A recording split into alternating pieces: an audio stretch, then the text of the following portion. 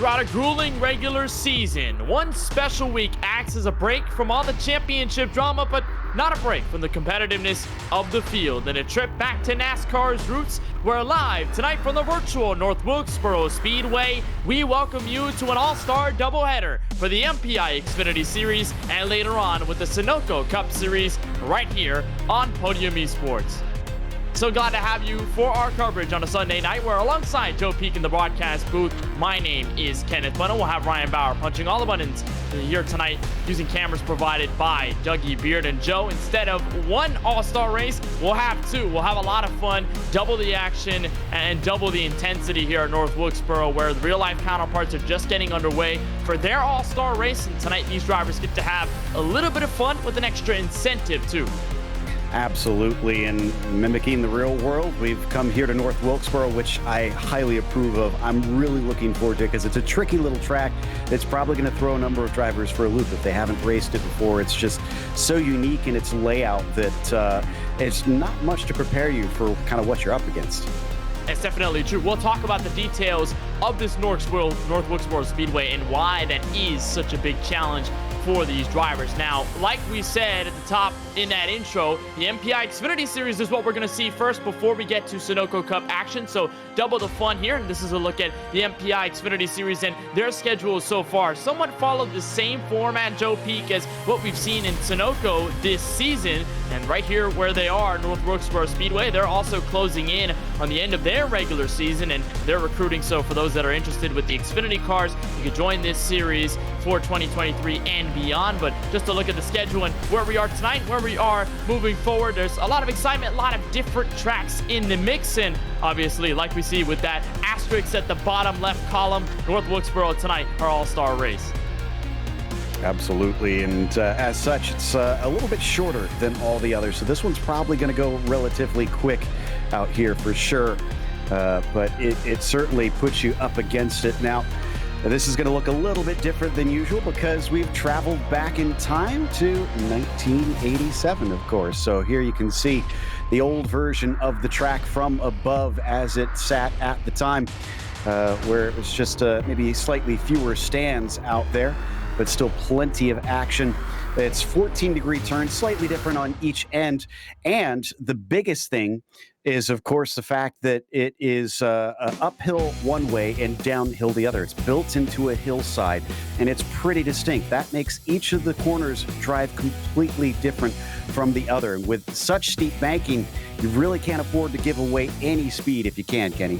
It's building around the landscape, not building into it. You go downhill in turns 1 and 2, go a little bit faster and in that corner, and then you go uphill up into 3 and 4 with the 14 degrees of banking. Much like you said, Joe, we do go shorter distance for the MPI Xfinity Series, and the same is the case for tonight's all-star race. We go 60 laps, 37.5 miles, 60.36 kilometers, and stages would go as follows. We'll have a break at lap number 20, and we'll run it all the way through to the rest of the race until lap number 60. We do have 3 green-white checkered attempts if we need them, and much like the Sunoco Cup Series, there are no fast repairs, and it's a fixed setup for everybody on track. Speaking of the track, we'll get you trackside and bring you your starting grid for tonight's MPI Xfinity Series All-Star Race from the virtual North Wilkesboro Speedway. Alex Coffey lines it up on pole the 19th, flat Stephen Harlow on the outside in row number 1. Those two first to see the green flag.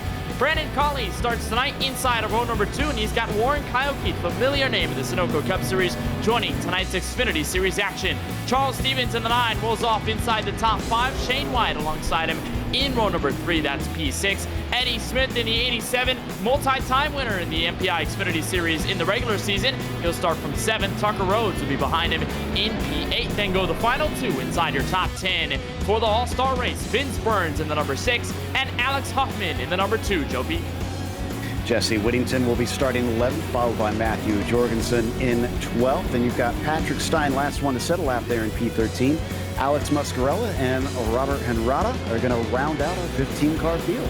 It's a pretty small group of drivers, only 15, but just like a couple of the drivers that are in the Sunoco Cup Series field, some of them you may know, a lot of them you may not in this MPI Xfinity Series. Some of them winners in the regular season, some of them looking for a win of their own, maybe to boost momentum heading into playoff time. Alex Coffey, Stephen Harlow, the 11 and the 5 car will be the first two to lead us to the green flag. Pace car is down. All-star doubleheader action begins now. Green flag from North Wilkesboro.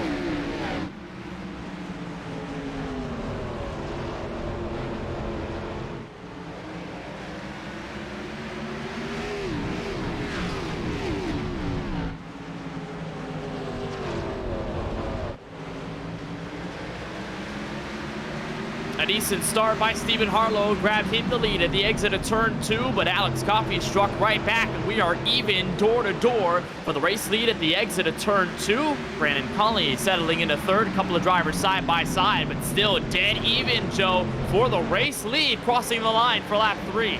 Yeah, he's got to watch out running that very, very bottom line. The banking flattens out just a little bit. He could tear up his tires if he's not careful about how long he's going to try and fight this fight, if I'm honest.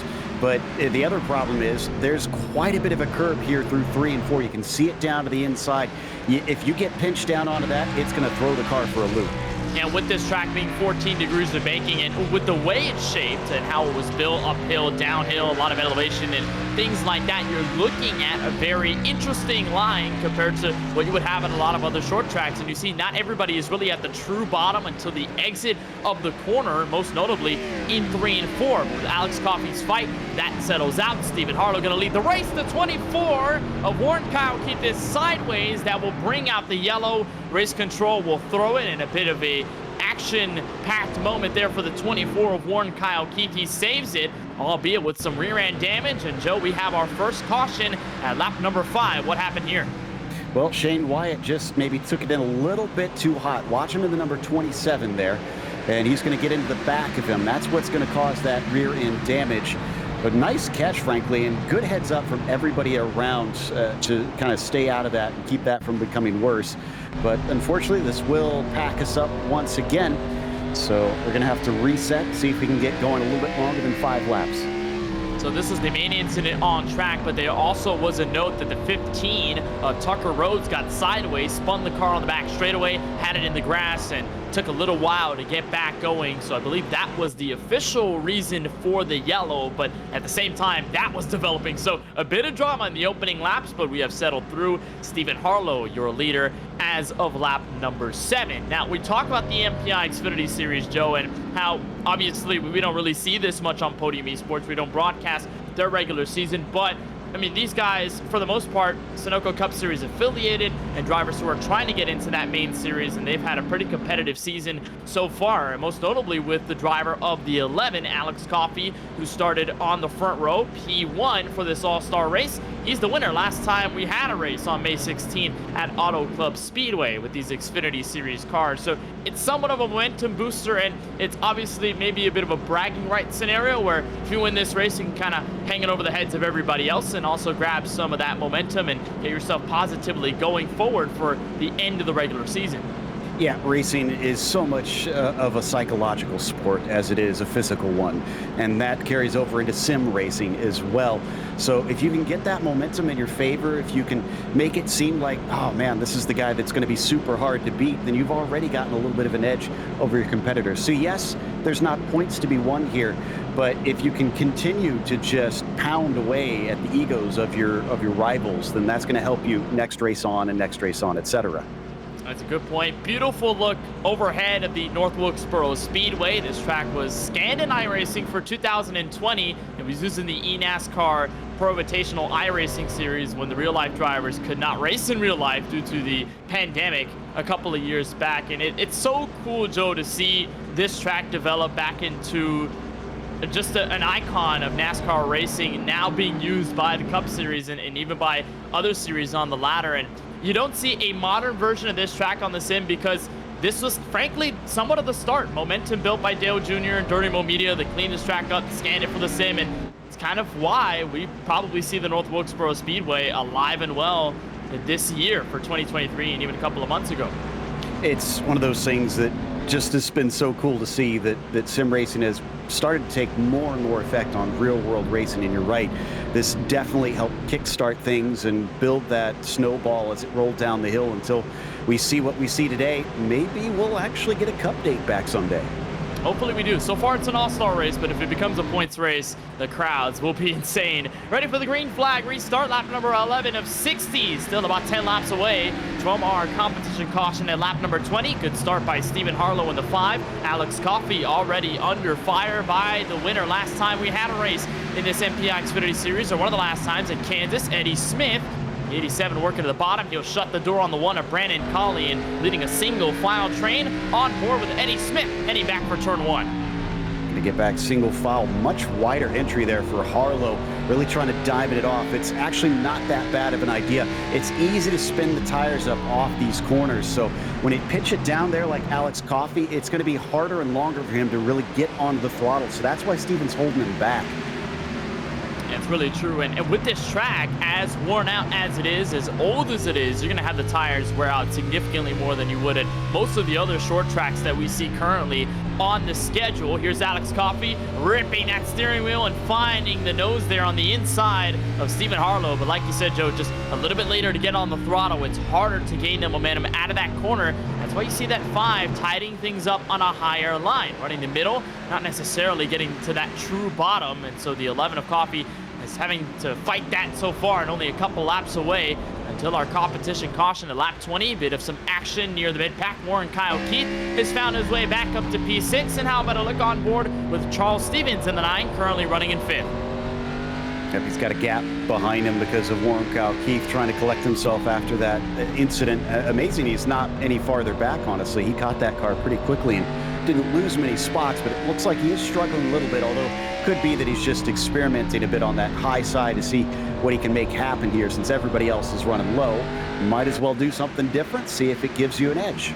And part of this will be why drivers might take some notes, Joe, for the lap 20 competition caution and maybe what they can use for the 40-lap dash to the finish, which is obviously going to be a way longer run. Patrick Steen on the 89, currently P14 on the racetrack, working on Robert Hunrada, the number 88, the driver who did start at the tail end of this all-star race field and still holding up single file. But it shows you, Joe, difficulty of passing here at North Wilkesboro when everybody's at the bottom. You're going to have to really work and earn your money for the track position.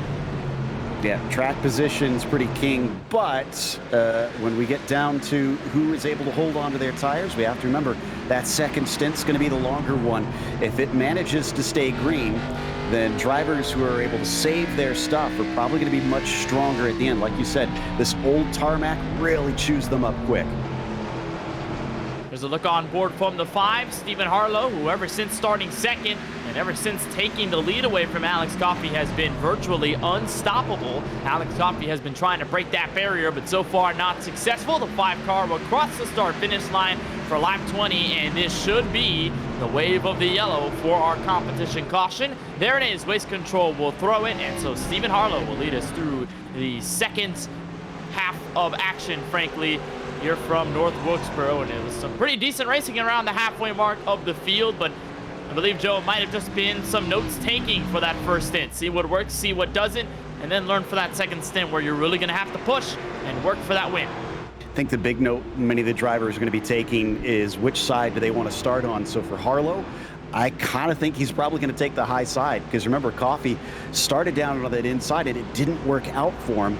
So might as well do the same thing all over again because it worked the first time. And for Harlow, things have been working dramatically well, and here's a call for pit road. Stephen Harlow will end up in, but Alex Coffey, Joe, is going to stay out in the 11 car. Looks like nobody else is going to follow that 11 behind that pace car other than Tucker Rhodes, who's a lap down and will get that wave around. Everybody else looking for the pristine Goodyear Eagles. So Stephen Harlow going to lead them in, and frankly, interesting decision here for Joe for this 11 of Alex Coffey. Do you think it might just be a chance here to stay out, gain that track position, hold on to it, or is it just a case of he's expecting cautions later might come down? Well, even if he is, I mean, I still don't agree with this call unless he thought that maybe more people would stay out with him, because now even if he does come in, he's likely going to be cycled back to the back unless we do get at least a decent green flag run here.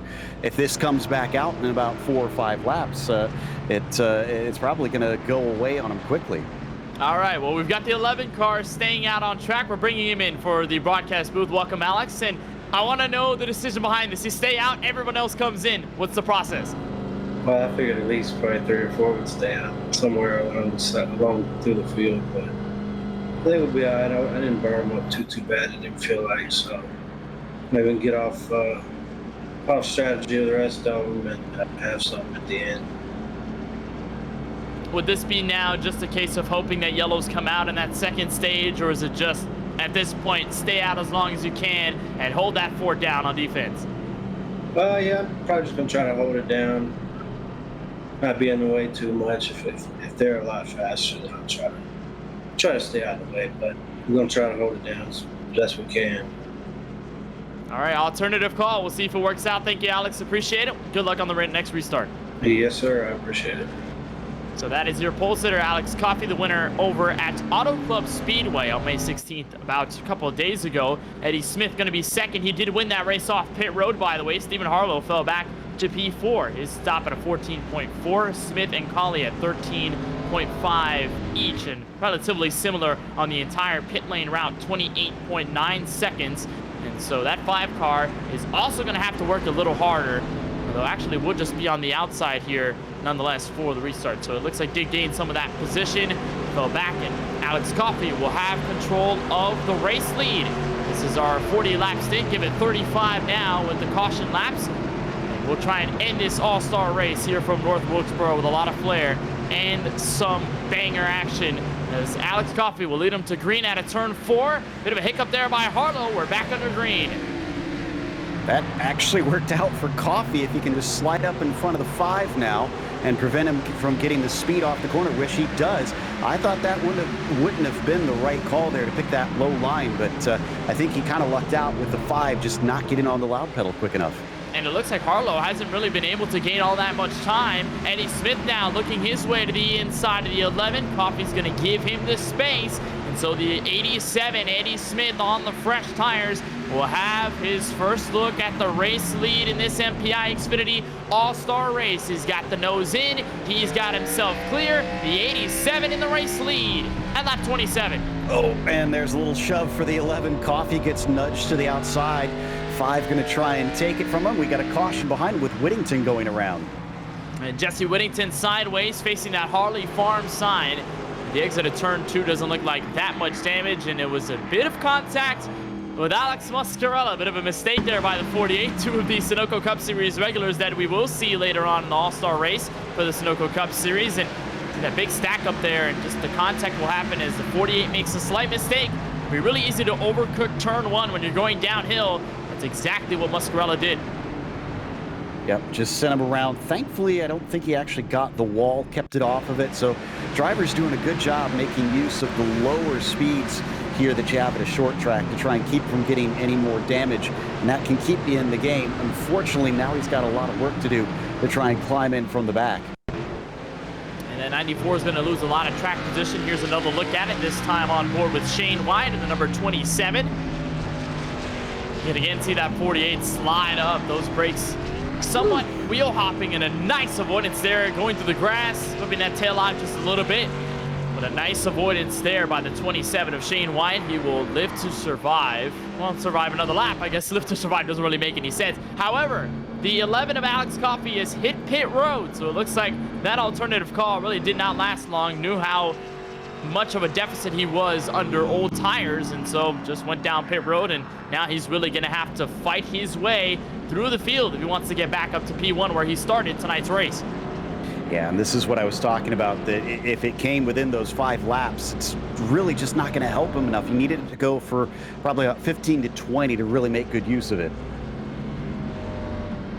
So the 11 of Coffey would drop all the way back to 13th. It appears that Jesse Whittington has also went down the pit lane, so he will be back there in the field. Tucker Rhodes did get his lap back. He is P15 right now as it stands. We'll talk to our brand new race leader, Eddie Smith, in the 87. And Eddie, I know this definitely feels good. You've got control of this race with 30 laps to go. Just talk us through that move on the 11 of Alex Coffey and what you're going to do to hold on to the lead from here on out.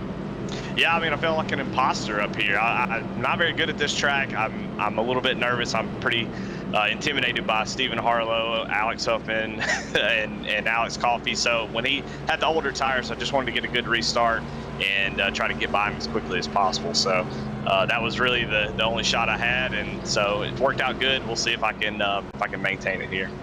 All right, well, we're getting into the final stretch of this race. You end up in a battle, hypothetical situation. You and one driver going toe-to-toe for the All-Star race win. What will you do for the incentive to win tonight's race? I think I'm just going to race hard. I'm not sure if I feel comfortable putting the bumper to somebody. I'm not about really making enemies, but I'm going to race the dog food out of them. I promise you that. All right, well, we're excited to see it, Eddie. Thank you so much for joining us. Best of luck on the restart. Thanks, guys.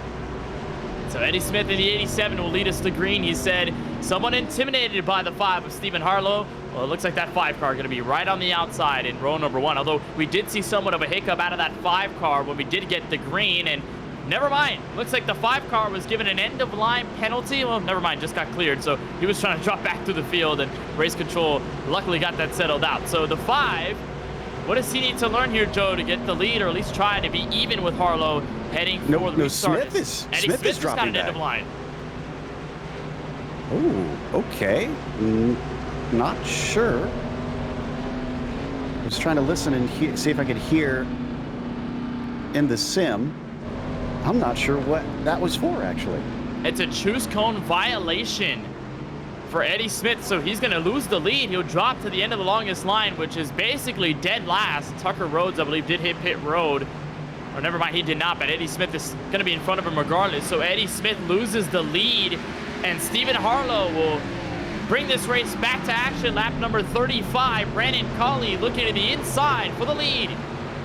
Watch out for Huffman back there. He's awful close to the pair of them. He could try to pick their pockets if he's careful here.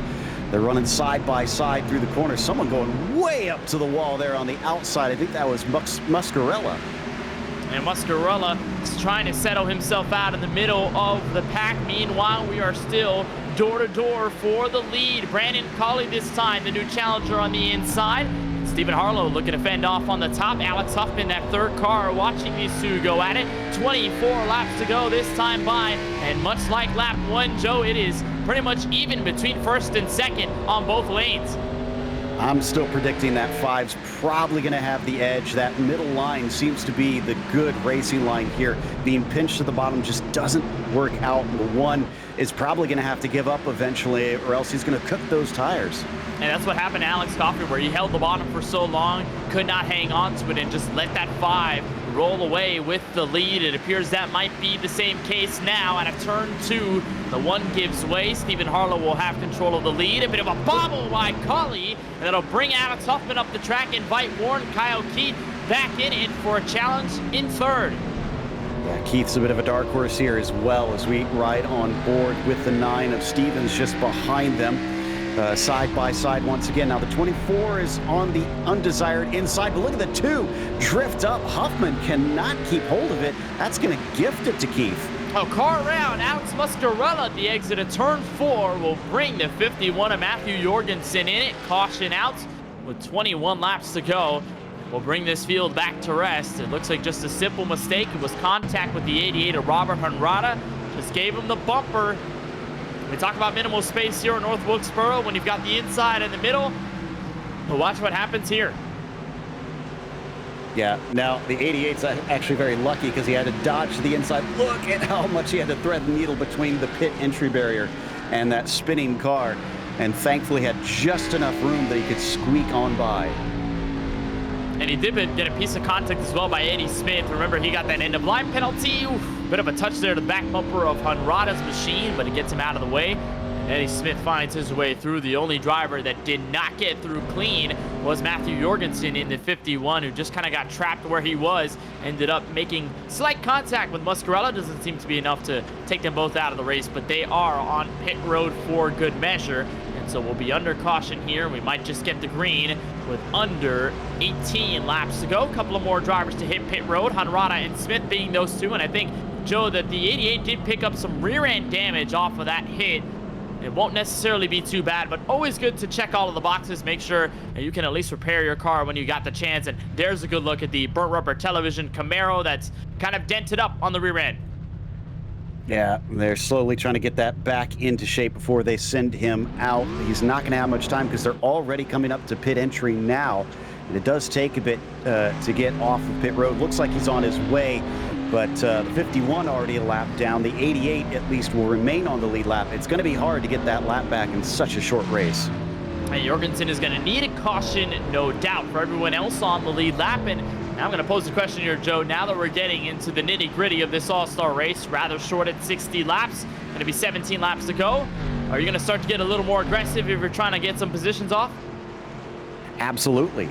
With nothing on the line but egos, you got to try and do what you can to make your face known up here at the front. So I say make some moves. If it goes south, well, you at least tried.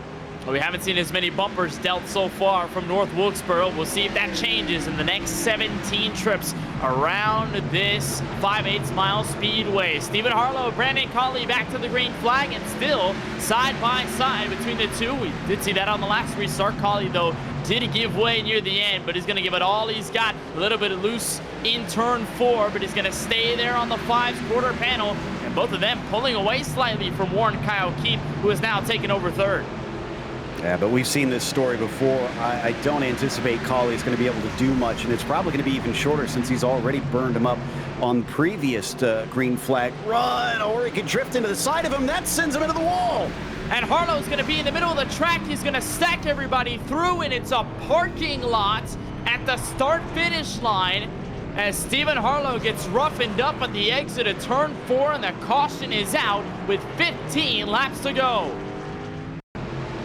To the one's credit, he was holding it pretty low here. Watch off the turn 4. He's not going to drift up very high. It's enough, though, that the two make contact. Oh, no, I don't think they actually made contact. I think the 5 simply got loose from that angle. It did look like the contact might have gotten the 5 unsettled, but it was really that overcorrect that got him into the outside wall. There's a bit of the touch there from the 1 to the 5, and it's not any intention out of Colley, no doubt about it. He's just trying to hold his line and put the throttle in. He wants to stay on the bottom of Harlow's machine, but unfortunately, it gets Harlow. He overcorrects into the wall. He slows down. Everybody else gets involved. Here's a look on board with Whittington, and it is quite ugly from there, and there's nowhere to go. As soon as the driver's right up in the wall, comes back down the track, it's so hard to avoid, and it just becomes a parking lot where everyone gets stacked up. Yeah, exactly. And unfortunately, they don't have a spare car to help them here in this series. So basically, those that have the meatball flag now have been forced to come in and try and get what repairs they can and hope that maybe they're going to be brief enough they can get back out. But from there, it's just maybe trying to salvage a few positions. You're going to be multiple laps down, so I'm not sure that there's much point. And that might be the end of this all-star race for Stephen Harlow in the 5, arguably the most fastest car out of anyone in the field. Here's a look from Alan Scoffey, who made that trip on pit road later than everybody else and lost all the track position on the short term, and now he's going to be at the beneficiary here in crunch time. He's going to be P3, but again, for Harlow, it looks like that race, this race specifically, going to be over. Jesse Whittington, Vince Burns, Charles Stevens are going to be those with heavy damage and have all fallen a lap down, so that brings us with only 10 cars on the lead lap. And the leader, Brandon Colley, was, I believe, given a penalty, so he drops all the way to 10th. And Warren Kyle Keith, remember, he was involved, Joe, in our first incident of the night. Well, he's got the lead. Absolutely, and I think him staying as much out of trouble since then is really what's helped him. Remember, he didn't completely turn the car around. He restarted 6th after that first yellow and was still well up the order. As everybody else has kind of made their own mistakes, he's just been plugging away, ticking the laps off. And so the 24 will have the lead, and that might also give him a bit of confidence for tonight's Sunoco Cup Series All-Star race right about here. So, hey, you never know what could happen. May just try to go for the sweep, as this is the choose cone. Drivers will choose their lanes, and there was a rule instituted by the MPI Xfinity Series, and we might end up seeing the same in the Sunoco Cup Series race later this evening, where you really have to decide between the very inside and the very top, and you cannot be in that middle lane where those dashed lines are. You need to be either on the very left or the very right. I think that was the mistake that we saw out of Eddie Smith when we were interviewing him. We do give our apologies for that 87, but he's going to be rounding out the top 4 when we get back to action out of the 4th corner. So pace truck will make its way down. Warren Kyle Keith will have control of the green flag with 9 laps to go in the all-star race. Alex Huffman, Brandon Colley, or Alex Coffey rather, your top 3. Trying to work that high side there. Eddie Smith is actually riding the rim pretty well. He's got the 11 down below and almost looking at 3 wide there briefly, but thankfully Coffey decided against that. And the 87 is going to slide way up on the racetrack and to stay with that door open for the 11 of Coffey to bring himself to the bottom. And it is a 4-car breakaway back to Tucker Rhodes, and that 15 who went for a spin early in this race brought out the caution flag, fell a lap down, and a nice recovery for Rhodes, who's now with a chance to break into the top 4, still looking at the competition ahead of him and clearing away out of Patrick Stein, who's under fire from Robert Henrada for P6. It's all a single file train, but you might at least think for a moment, Joe, that bumpers are going to be down at some point. Coffey with a huge send. He'll spin the 2 of Alex Huffman, and yellow is out again. Wow. Okay. Once again, I said aggression needs to be brought out if you want to try and take the win, but they're taking that to 10/10, unfortunately, and causing some interesting incidents. Thankfully, this one not as rough as the last one. I saw him kind of make that motion. I wondered about that. I wonder if the curb maybe kind of bumped him up into the side of the 2. Let's watch. A little bit, but he probably would have hit him even without that. Yeah, that's true. That's full send mode of North Wilkesboro for sure. And you can see right about here that 11's going to introduce his nose to the inside, saying, hey, I want it right about there. It looks like the 2 didn't really think the 11 would fully go for it. He thought he could at least shut the door efficiently, but it really was not the case. There was enough space for that 11 to find himself down there. But like you said, Joe, the curb is present in 3 and 4, so inevitably you're going to have that contact regardless. And that's where it starts. Huffman goes around. We probably will expect a penalty to the 11 of Coffey. Might get an end of line for the incident. Who knows? For right now, it's unknown, but that bit of contact now brings us under another yellow, possibly with green-white checkered attempts on the line. If I'm honest, I think that was a little silly from the 2. We've seen the middle line be kind of the stronger one all night, and with it just being barely a nose in, if he gave him a little more space, it would have lived to fight another day, probably would have fought him back eventually.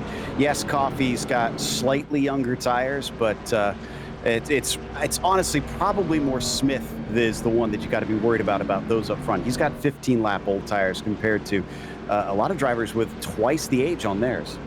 Yeah, that's true. But on our restart, where we did have a significant difference in tires, where Coffey had stayed out, everybody else had come in, it didn't seem like all that much of an advantage, right? It didn't seem like they were just blowing away from the 11. Like if he was standing still, they still had to work a little bit to get around Coffey's machine. Either that was a case of Coffey saving tires, or just a case of how tough it is to pass at North Wilkesboro. So for Smith, yeah, you're right that there could be some concern on trying to get around the 2 in front of him. He's got fresher tires, but doesn't necessarily equate to full-on success and that much of an advantage on speed. Well, I mean, the Coffey machine definitely woke up the 2, so it's still, like I said, there's sort of yes, there needs to be the aggression, but there needs to also, I think, be a little bit of give and take here. Now, what's wild is we've got these 3 green-white checkers coming up, so the drivers are now going to be under immense pressure to try and make stuff happen. Those at the back really don't have much to do here. It just, I guess, depends on how much they don't want to finish halfway down the order. They'll try their best to gain position wherever they are. We've got a battle for the lead on tap. Alex Coffey, the pole sitter of this all-star race, will have Warren Kyle Keith leading the restart. We will dive into our first attempt of 3 green-white checkered attempts, so we will extend this race past our scheduled 60-lap distance. Warren Kyle Keith went for a slide early in tonight's race. Is going to look to come back with a win. Alex Coffey to challenge him on the outside of row number 1. That 24 is out and away for turn 1. Green flag. If this stays green, I think this is very much in Keith's hands. I can't see Coffey doing much unless he gets a mistake out of the 24. All he has to do is be solid. Well, that was a good run out of turn 2. It got him way closer to that 24 than we anticipated. He has found a way to arc the car well in that first half of the racetrack. White flag. This all-star race is official from North Wilkesboro. Final time in a turn 2. Bit of a bobble by the 24. The 11 will have one more chance to strike in the final 2 corners. He'll deal the bumper. The 24 will go up the track, but it will not matter. Warren Kyle Keith steals the MPI Xfinity All-Star race. Fantastic racing there from the 24. You just cannot give up. When you have the opportunity there, grab it with both hands and stick with it, because you just don't know what's going to happen. And credit to Coffey, he gave it his best go, and I think he raced fair there at the end against him. And it looked like he had learned a little bit from the contact with the 2, where he didn't really go full send mode. He just kind of sent it a little bit, enough to move the 24 out of the way if it went correctly, but not enough to fully dump him out of the way either. And so good hard racing by your top 3, but it is the 24 of Warren Kyle Keith to grab this win. He will burn it down from North Wilkesboro, and we might see him do it again if he can keep that luck and hot streak going. Joe Pete, the 24, victorious in that SKMcars.com Camaro. And I like this. He's going to do the Polish victory lap here, it looks like. As with this kind of old school flavor tonight, that feels very appropriate. And tribute back to Alan Kulwicki, as the 24 will continue to burn it down through 3 and 4. And what a win by Warren Kyle Keith. Some great racing at around the mid-pack as well. That 24 victorious. He'll look to keep things going later on tonight for the Sunoco Cup Series All-Star Race. Stay tuned. We'll have more on the other side here as we continue our coverage of the MPI Xfinity Series All-Star Race right here on Podium Esports.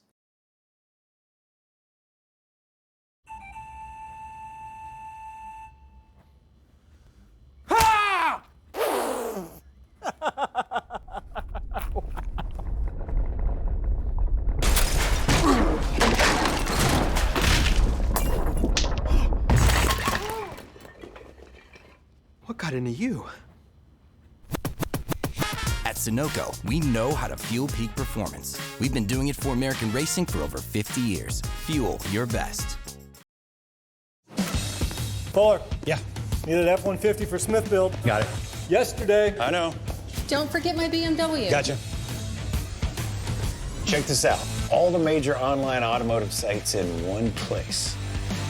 BMW, done. F-150, done. How's he do it? I can search nationwide. Even those classified sites. Auto Tempest. All the cars, one search. That's how I do it.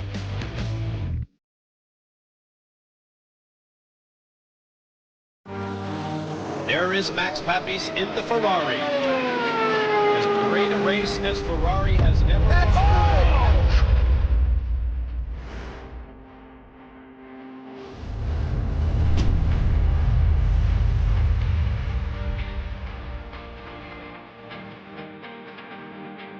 Steering wheel for me has always been a sensitive spot. There's a whole experience there that we're all trying to refine. Max Pappas, he asked me one day, he said, what can I do in a wheel? I said, well, what can you?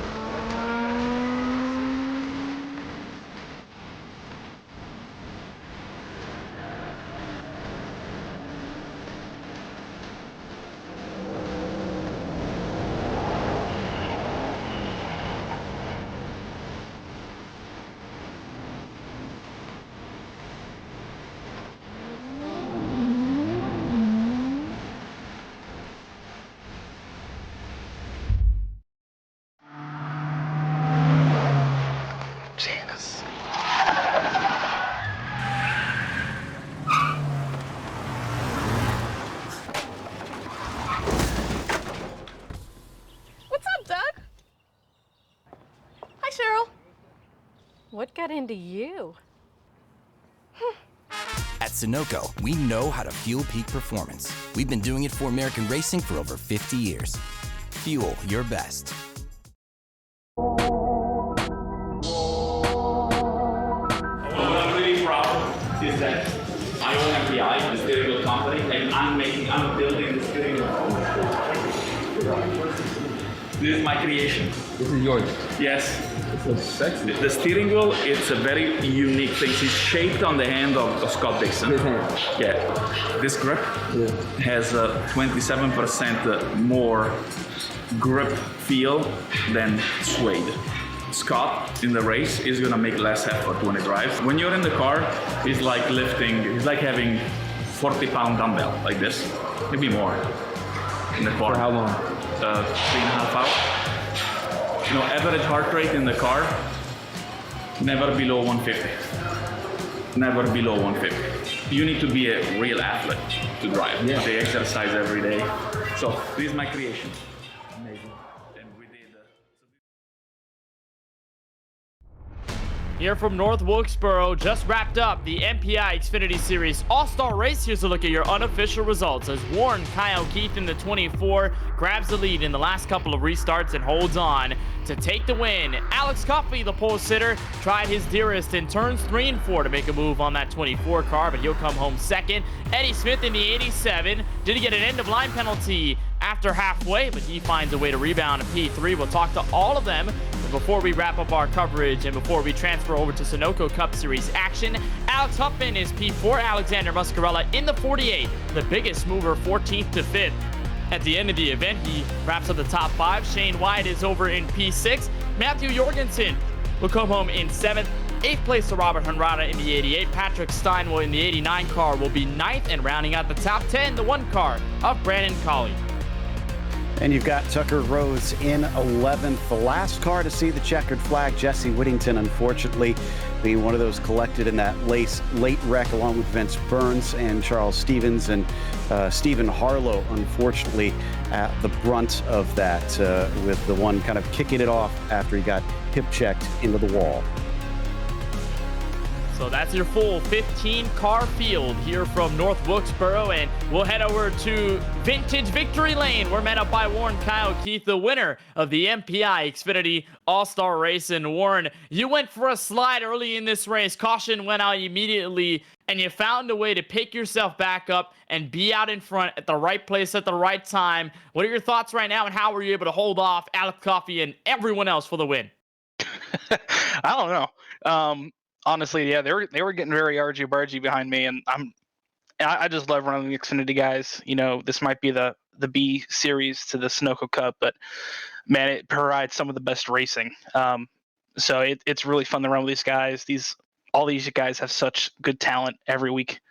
It's always a blast. And yeah, how we survived that wreck early. The back bumper just tells the tale. So I couldn't really tell you, but I'm glad we did. And yeah, we grabbed the win.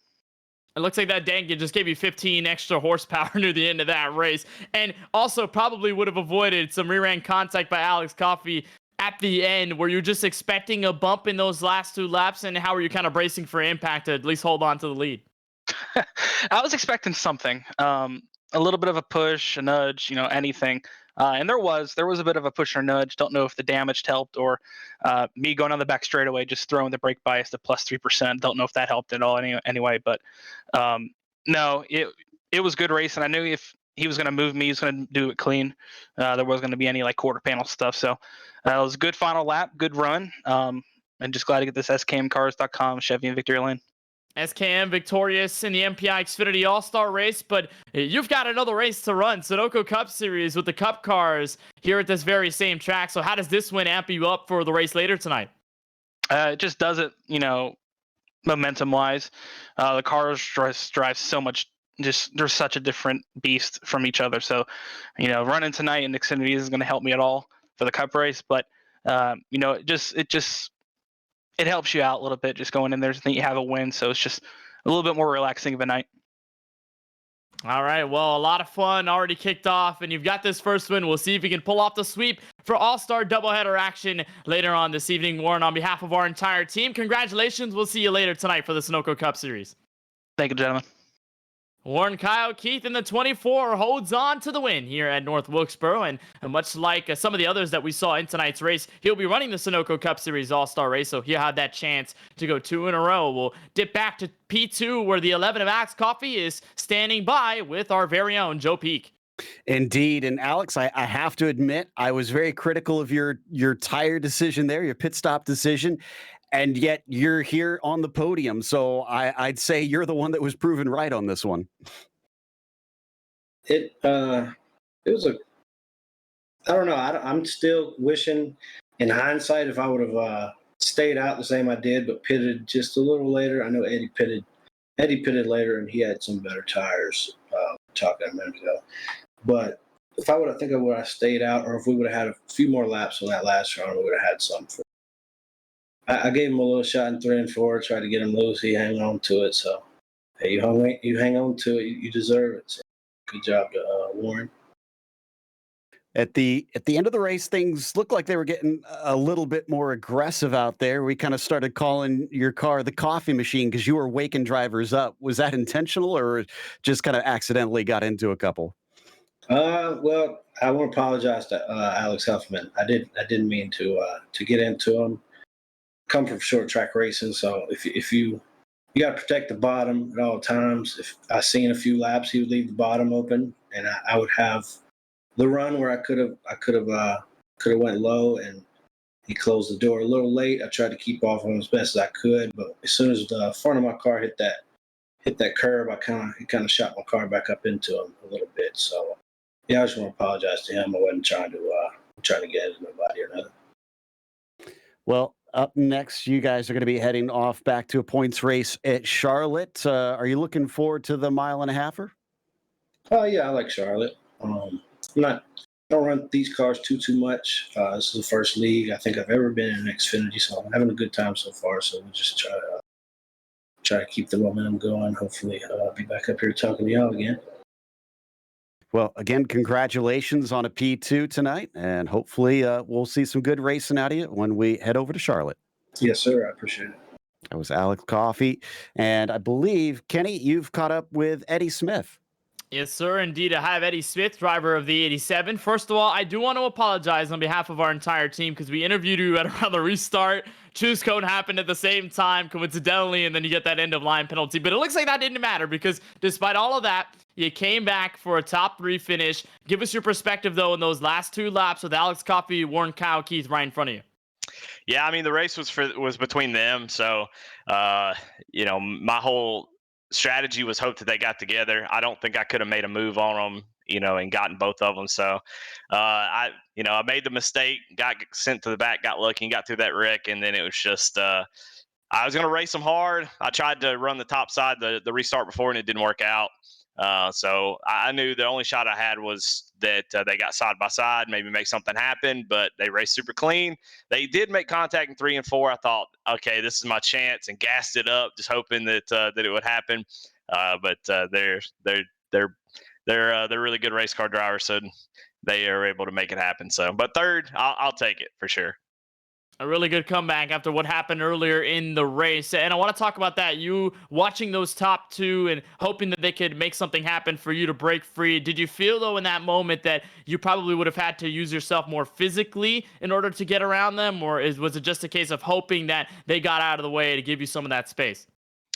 I don't think I can give them the bumper, especially with the way the brake bias is and stuff we were running. I think I would have to get to the inside and hope to kind of like root them up out of the groove, like get to their door, and then kind of use the right side of my car. But yeah, I mean, I don't know. It would have been a Hail Mary either way and probably just wrecked them, and I wouldn't want to do that. So I'm pretty happy with third. I got up to the front. I was happy with that after a bad qualifying effort, and then to get an EOL by my own, stupidity, and then be able to drive back up to the front. That's pretty good for me. So I'm pretty happy with it. 3 race wins on the MPI Xfinity Series season. You head off to the 1.5-miler at Charlotte. What do you think about the track, and how are you going to feel about going back to regular season racing in a little bit? I love Charlotte. Looking forward to it. I think it's going to be a fun race. It's sort of a, Charlotte feels like you're racing with a scalpel. You have to hit the line just right. 1 and 2 is so important. So I think it'll be a very interesting race. So yeah, looking forward to it. Well, it's going to be awesome to see you there at Charlotte in just a week or so time for this MPI Xfinity Series. Eddie, on behalf of our team, congratulations on the top 3 in this all-star race, and looking forward to seeing you at Concord, North Carolina for the next race. All right, thanks. Hey, Ryan. Eddie Smith in the 87, dialing up the top 3. And again, we do want to apologize to him. We interviewed him. We're getting his thoughts. Unfortunately, it was that choose cone rule and ended up being at the rear of the field. But it all worked out. So I'd say that the apology hopefully was accepted from his behalf. All right, Joe, we just wrapped up first race, 60 laps of our Xfinity Series action here at North Wilkesboro. We do have the Sunoco Cup Series just a little bit later on tonight, but from what you saw in this first race, any tidbits, any takeaways for what we could expect later on? Middle line is the place to be in these cars, but one driver mentioned they race completely differently from the next-gen cars. So I suspect that it might be a little bit more open because my time out in them showed that the cars were a lot more steady through the corners. So I think it's going to be a lot more varied lines that you're going to see that could be successful in the next race. And we might see some of those experiment with the top, just like we did see in this Xfinity Series, but maybe with more results on the positive side at the exit of the corner. Nonetheless, North Wilkesboro has provided for an excellent stage of racing, and still more all-star racing to come on the other side. We'll have the Sunoco Cup Series as they get ready for all-star action, and can Warren Kyle Keith go 2 in a row. The 24 wins the Xfinity Series, or the MPI Xfinity Series race from North Wilkesboro. We'll have Charlotte for their series next up on tap, but for now, we'll have the Sunoco Cup Series coming up next.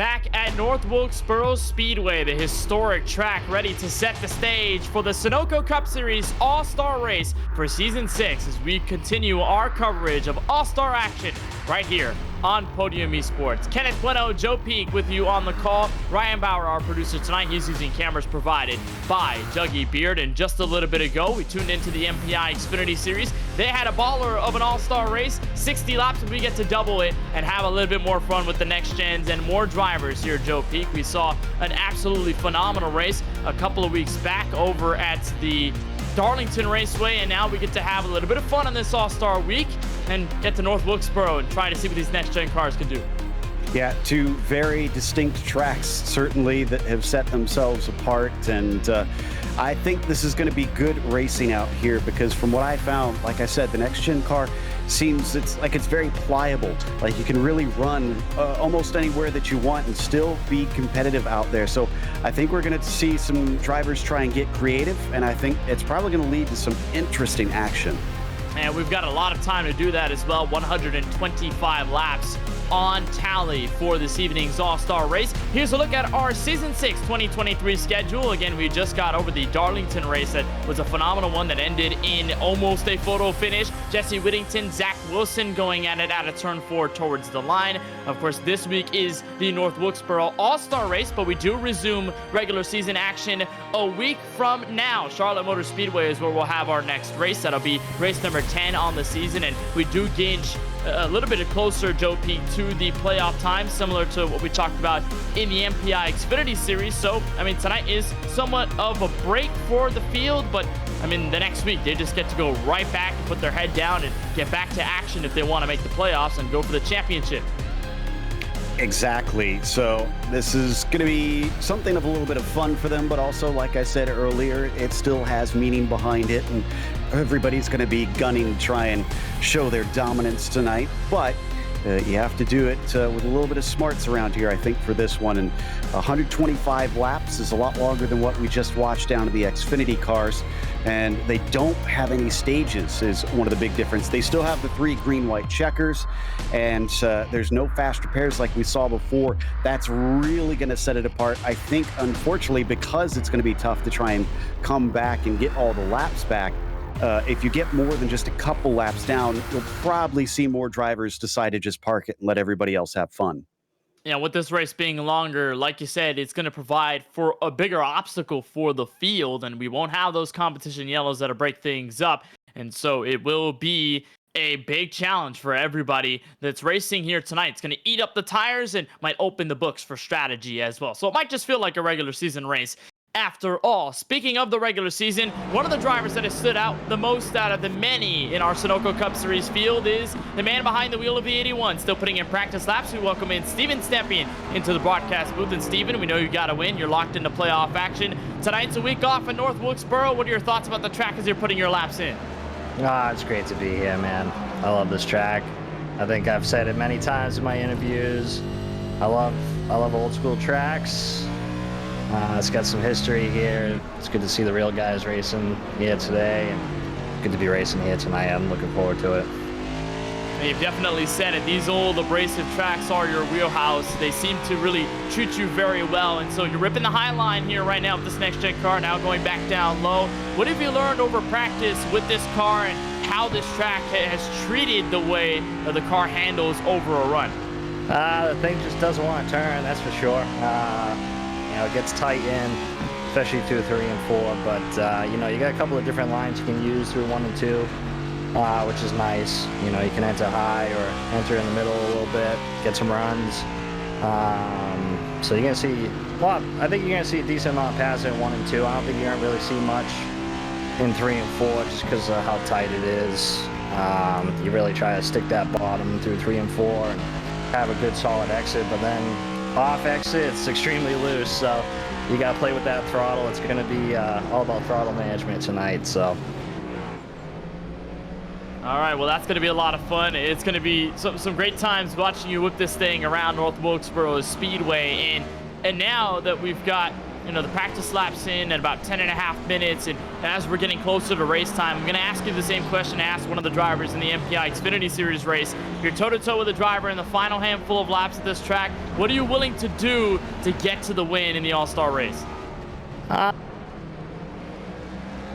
think you guys watch me long enough that I don't really like to mix it up that much and, cause issues with other drivers, unless it was last week, stupid move on my part in Darlington. I had that in the bag, but give him the bumper a little bit, see if you can move him out of the way. If you can't move him out of the way and make a pass, then I mean, I gotta let him have it. You're not gonna destroy somebody to get a win. It's an all-star race.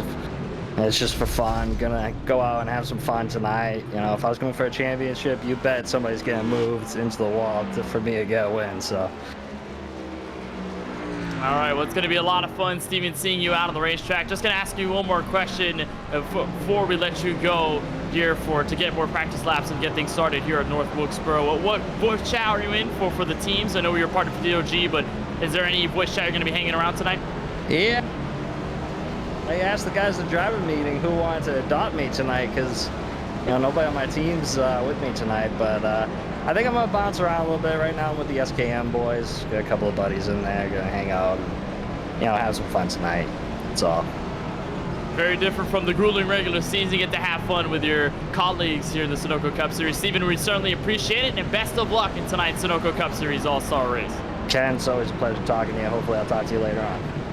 Steven Stepien in the 81 car, currently P6 in practice, so not bad for the driver of the 81. Says that these old and abrasive tracks are certainly ones that treat him the best. And Darlington Raceway, he had called his shot, said he was going to win that race. Unfortunately, things hadn't really turned down in his favor, Joe Peak, but he's one of those guys that can really make use and make a lot of speed out of these worn out surfaces, especially this one, a track that was scanned basically from its 1996 era build, basically. Yeah, nothing had been done to the pavement since then, so this isn't completely accurate for the nitpickers of being the 86 pavement, but being, like you said, kind of 10 years off essentially isn't too bad. And even the drivers said in the lead up to the real thing, don't touch the pavement. We want it this rough. We want the challenge out there. So I think this is a good thing, because I'm personally of the mind that I like to see that. I like to see that the drivers don't get a perfect billiard smooth track out there, and that there's some character and there's some idiosyncrasies that the drivers have to deal with. It sounds like I think we might have a chat with Progar here in a bit, from what I'm hearing. Currently sitting second on the timing sheets right now in practice, and looks like we've interrupted him a little bit out there on track. Chris, welcome up here to the booth. It looks like you're faring well in practice. Question is, can you back that up when we get to the qualifying? Oh, not a chance. That was just straight goofing. So question for you then. This obviously, there's nothing on the line here except for pride. This one's a for fun race, with it being the All-Star. How does that change your approach in the race itself? You're going to be more aggressive? You're going to kind of let the race come to you? What's going to be different? I mean, it's still a race, so I'm going to go out there and do the best I can. I mean, regardless of whether or not it's a fun run or not. The guys I race with week in, week out, just on my team alone, I want to do better than them. So I'm gonna do what I can to move up. Maybe try a pit strategy like Coffee did earlier today, and if there's a quick caution or something like that, maybe stayed out. So see what we can do. But high side is workable too. I like the willingness to take a risk. And yeah, I agree. When I hopped in the car a little bit earlier today, I found that you could kind of take it up to that high side if you really wanted to. Do you think that there's going to be kind of a line that builds out there, since the car seems to be a little better across the board? I got to mute the chat here. Hang on a second. These guys were talking while you were talking. I'm sorry. Go ahead with that question again. I'm so sorry. Well, the car seems to be pretty good up and down the banking there. So, and you said the high side seems to work. Do you anticipate maybe a line starting to build up there? Is a little bit of grip being laid down? Maybe.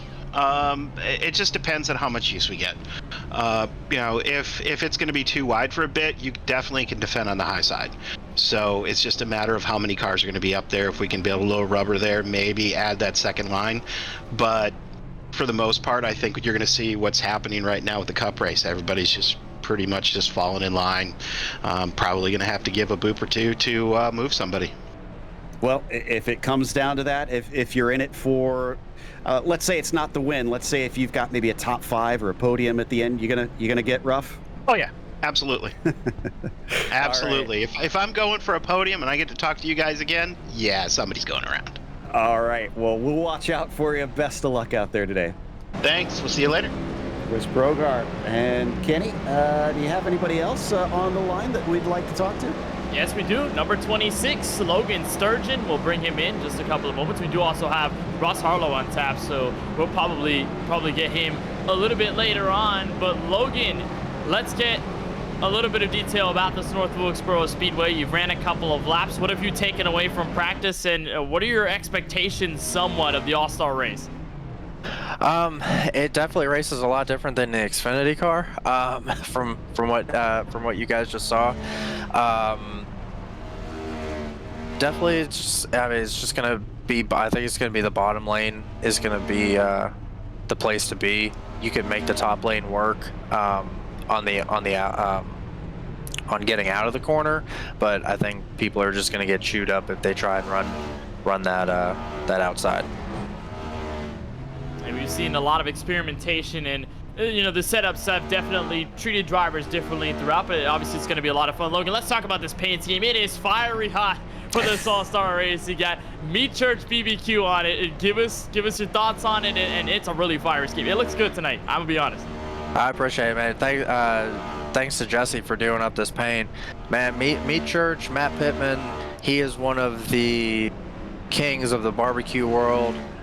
He's one of my personal favorite to watch. He's down at some world championships right now in Texas. He's great to watch. I reached out to him. Matt and his crew thought that it would be really cool to get the car, to get a paint scheme for the car. So gotta throw some shout outs to Matt and Meat Church for being on. And I also got a shout out when you guys interviewed me at Talladega. I completely bombed that, so I want to say thanks to Sheriff Strafe and Strafe Nation for being awesome in the chat every week, coming out, watching us, rooting for us. So it's really cool to see them in chat every week, and it's awesome to have Meat Church on the car. Yeah, they've definitely been a huge support system for you guys throughout this entire season. It's awesome to see Meat Church BBQ on the Camaro this evening, and Joe talked about it a little bit ago with Chris Progar. I've also asked it to a couple of drivers tonight. I asked it to Steven Stempien. I'm going to ask it to you as well, Logan. It's late in the race. You've got drivers around you. You're fighting for either a podium or the All-Star race win. What are you willing to do, and how risky are you willing to get here at North Wilkesboro? I mean, they put bumpers on these cars for a reason, right? Short track rate. I mean, if you're getting hit from behind, you're not going fast enough. So if you gotta put the bumper down, not wreck them, but if you gotta put the bumper down to move somebody for a potential win or at least a podium. I mean, if you do it cleanly, that's what the bumpers are there for. I like it. I like the mindset. Use the bumpers. You've got them, and they exist for a reason. Logan, we appreciate the time. Beautiful car out here tonight and getting ready to get started for this All-Star race. We appreciate the time. Just again, and we wish you the best of luck out on track with the green flag. Thanks, guys. So that's Logan Sturgeon in the number 26, and we'll toss it down to another driver who has performed rather well in season number 6 of the Sunoco Cup Series, and that will be the number 5 car of Ross Harlow. We'll see if we can bring him in, Joe P. Indeed, Ross right now sitting in 7th place here in the warm-up session as he tries to get ready. Ross, what are your feelings leading into this one? Are you excited for this combo? Oh yeah, man, I'm pumped. Anything on a short track, I'm here for it. But it's pretty cool being able to run a cup car on North Wilkesboro. I never thought I'd see that again in real life, let alone be able to do something like that in a sim. So it should be a good time. I think we're all pretty much just here for a good time tonight. It's not points racing. It's just, go out, let her hang out a little bit, have a little fun, see if you can come home with a win. Absolutely. And obviously you've already got one of those wins in the regular season, so the pressure's already off there, or at least for the most part off. So does not much change for you on this one on that front, or does it still feel like kind of a big heave of relief coming into this? I mean, tonight, like I said, it's all about having fun, right? So it's just, there's no pressure whatsoever. Nothing at all. It's just, we're gonna, go out, have fun. Always gonna go for the win, right? Not here to finish second, but gonna be a little nicer. Not gonna start wrecking somebody for a win in an all-star race. Start ruining their fun. But that's, I keep saying it, but that's what it's all about tonight. Just have a good time with it. Exactly. Well, so it looks like qualifying's getting started here, so I'm going to let you go with one quick question. What's your prediction for your finish? Win. P1. Come on now. You know it. I like that confidence. Well, all right. Thank you, sir. Best of luck out there. That was Ross Harlow here in the number 5. And looks like qualifying should just be starting now, Kenny. Yeah, qualifying just kicked off. We've got about 9 minutes, 20 seconds, give or take, before we take a trip down trackside and get us started for the green flag of one of 125 laps. And here's one of our first drivers out on the track for qualifying. This is SheriffStrafe.com Racing's Richard Swavely in the number 32 machine, trying to arc it down to the inside of turn 4 and get started for the first lap of 2 that is available in this qualifying session. And Joe, we learned a lot after that MPI Xfinity Series race, where it appears the true bottom isn't necessarily the fastest way around. You really want to be either half a lane or a full lane up, and maybe with these next gen cars, maybe 2 or 3 lanes up in the case of getting momentum off the corner. That 32 right at the dead middle, he'll be 3rd on the qualifying charts after lap 1, or lap 2 rather, so that'll put him 3rd. Yeah, a few more going to be able to get around here and try and get that track position. It's slightly cooler than what we were seeing, but not a whole lot for that Xfinity race as well. That's something to mention that I didn't get to because we just had such good action out there. As it's hot on the track. It is very hot. It's 116 here. We saw upwards of 121 for the Xfinity cars, and that's causing them to slip and slide around a little bit. My experience was in a little bit of a cooler track, so I'm not sure how difficult that's making as we're checking out Logan here coming around, and it's like he's just starting his first flyer. And you're right, you really don't want to be at the very bottom. There's just a little bit less of that banking down at the bottom. It's a little bit too pinched at the bottom to really get a good lap around there. So you want to just kind of be about a lane up if you want to be fast. It's the same case when it comes down to the racing context, too. We saw side-by-side action get settled quickly just because you can't really hold down the throttle at the inside of the racetrack, nor the momentum, nor the grip. And so whoever's in that middle lane or even the top side can just get around you in an instant, and you're going to burn off your tires trying to hold yourself down there. Logan Sturgeon with his 2 laps, that puts him in P5 at an 18.857, his fastest lap out of the 2. Next up on the docket will be the number 5 of Ross Harlow. We'll see what kind of laps he can put down. Yeah, you could see him coming in from as far outside as he could to start this lap here, and he was trying to basically dime in the corner to really launch himself. He must not have liked that first one. Now he's running the more traditional line, so he thinks this is the money lap. Oh, but it's not going to be, because he just overcooks it. He does cross the line, but it's not faster, of course. A little rough there for the 5. With that incident point, it is not going to count, you're right, and so he will be 10th at a 19.035. Next up, 7 car, Chris Progart. Talked to him just a little bit ago. Did not say that he was going to last in qualifying, much like he did with the fast lap in practice. A little wobble out of turn 2 won't necessarily kill the lap. 7's going to keep it going out of turn 4 across the line. This will be lap number 2, his fastest lap, 18.888, and that will put him, should be P7 on the racetrack, right in front of Dakota Wilson at an 18.890. Here's the 47 of Isaac Mock, brand new paint scheme for the Nitro Motorsports Chevrolet Camaro, and this 47 car looking good right now out of turn 2. Seems to be a tidy lap so far. Yeah, first one puts them into ninth and 18.9. Let's see what the second one holds as they go by quickly around here. Crosses the line, 18.929. So unfortunately, he's going to be a couple hundredths off of his first one. And now here's next to number 31, Colin Forster, the rookie driver out of Fast Banana Racing, just put down his laps, and it appears that 31 car only good enough for what appears to be that's gonna be second. So did not update officially on the timing and scoring, was waiting for it to officially set a lap, but an 18.685 will put him just behind his teammate Austin Reedy in the number 96, who so far holds on to pole position. Still a couple of more drivers yet to put in qualifying times, or some of them that did have them, it looks like, waived off due to incident points. Rogers, Kelly, Brown, Stampian, Keith, and Muscarella.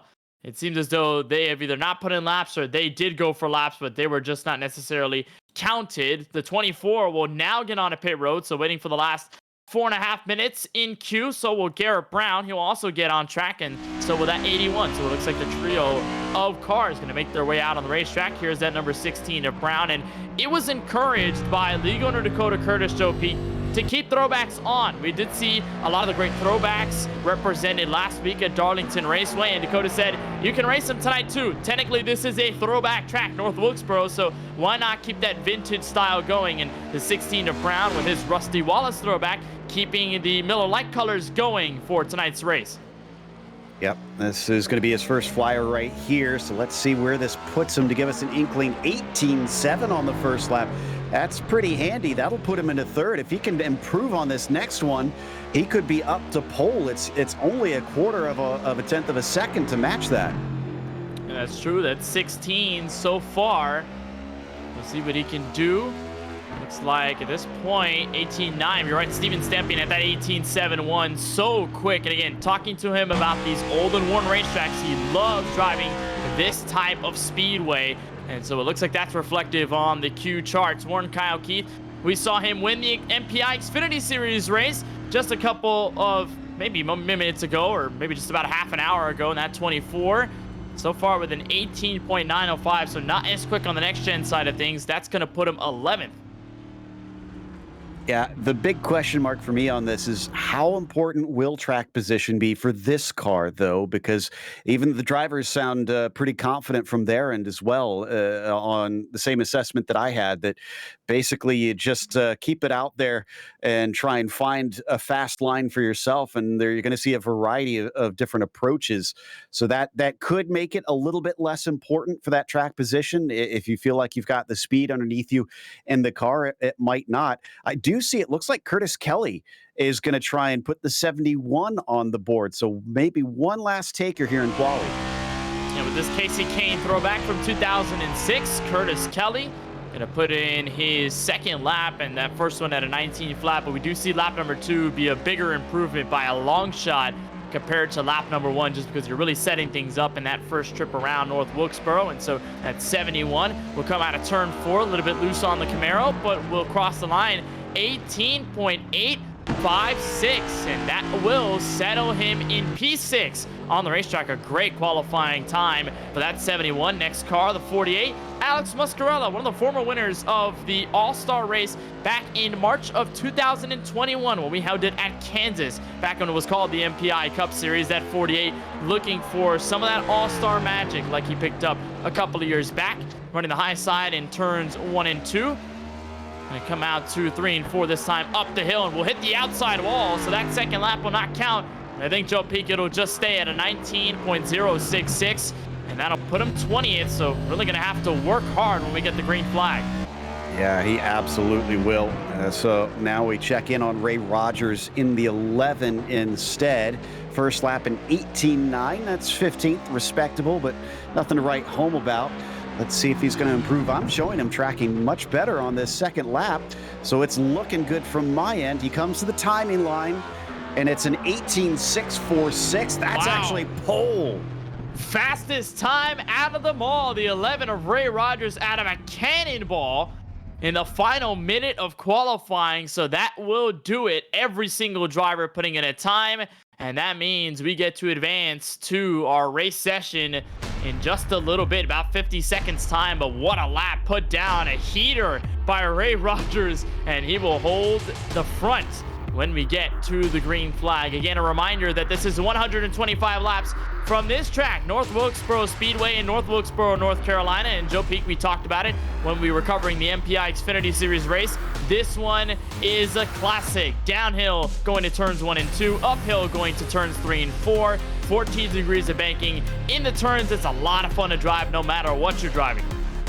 Absolutely, and while yes, here in iRacing they've preserved history by recreating this old version, one thing we should note in their preparations to update it and get it ready for today's real world all-star race, they actually kept a number of features on it. Everything from some of the seats are original to down to some of the painted signs out there have not been painted over and been kept as they were.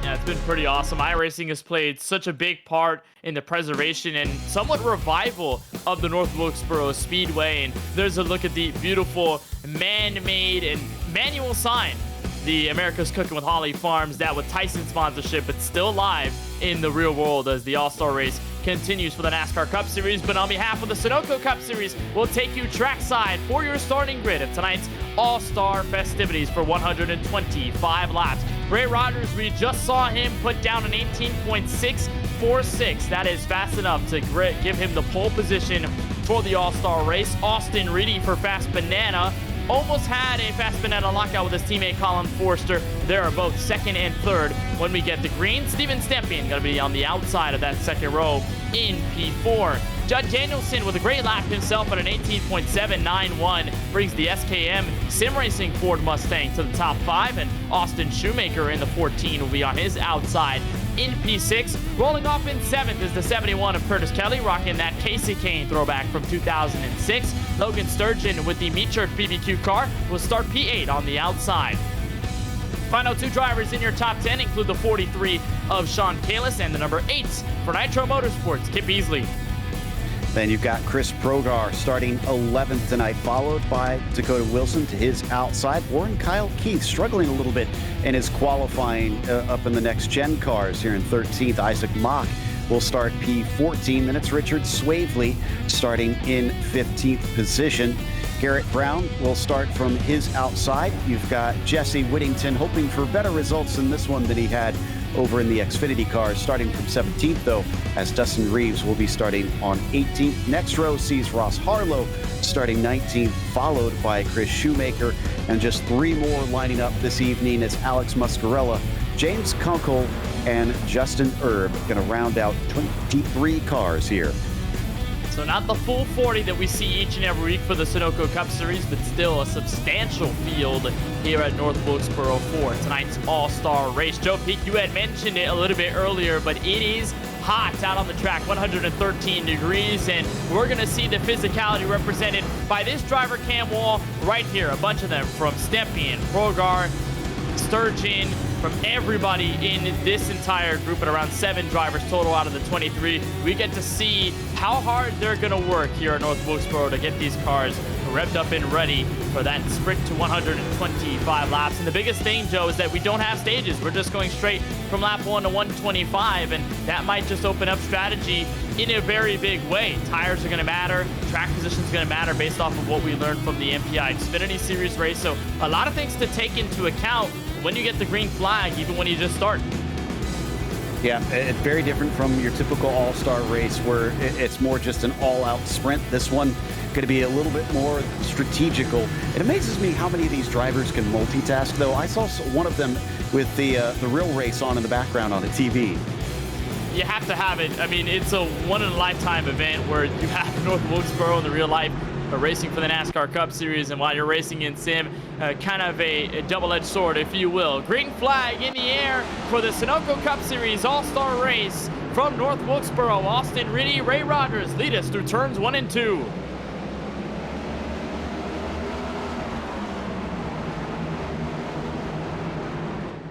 And Rogers holding that inside line, but no match for the momentum on the top side of the racetrack. Austin Reedy noses ahead to lead lap number 1, and Rogers now under fire from the Fast Banana number 31, Colin Forster, making it a challenge for P2. He's going to try and hang tough on that higher line. Let's see what the bottom line does here for these next-gen cars. And so far, so good, honestly. It looks like it's sticking around better as we got a big pileup in the back of the field. I see Sean Kalist, and it looks like Dakota Wilson collected in that. And both of them made contact in the middle of turns 3 and 4, parked it at the exit of the last corner. Got a couple of more drivers that made contact with them. There are those two getting settled back, and we'll see exactly what transpired. The 43 of Kalist and that white, blue, and orange Ford Mustang and the white and orange Camaro of Wilson. Just the use of the bumper there. And just got unsettled with that hit and just got a couple other drivers stacked up with really nowhere to go. Yeah, the 78, I think, was a little slower than the 43 expected there. Some of the others that managed to get a little bit of contact, Jesse Whittington, it's been a bit of a bad night for him as we're going to see his view. And yeah, just nothing he could really do about that situation. Also looks like Dustin Reeves in the 6, one of those that got a big piece of it as well. And of course, naturally, they're going to come in and try to take repairs early here and see if they've still got a good enough car.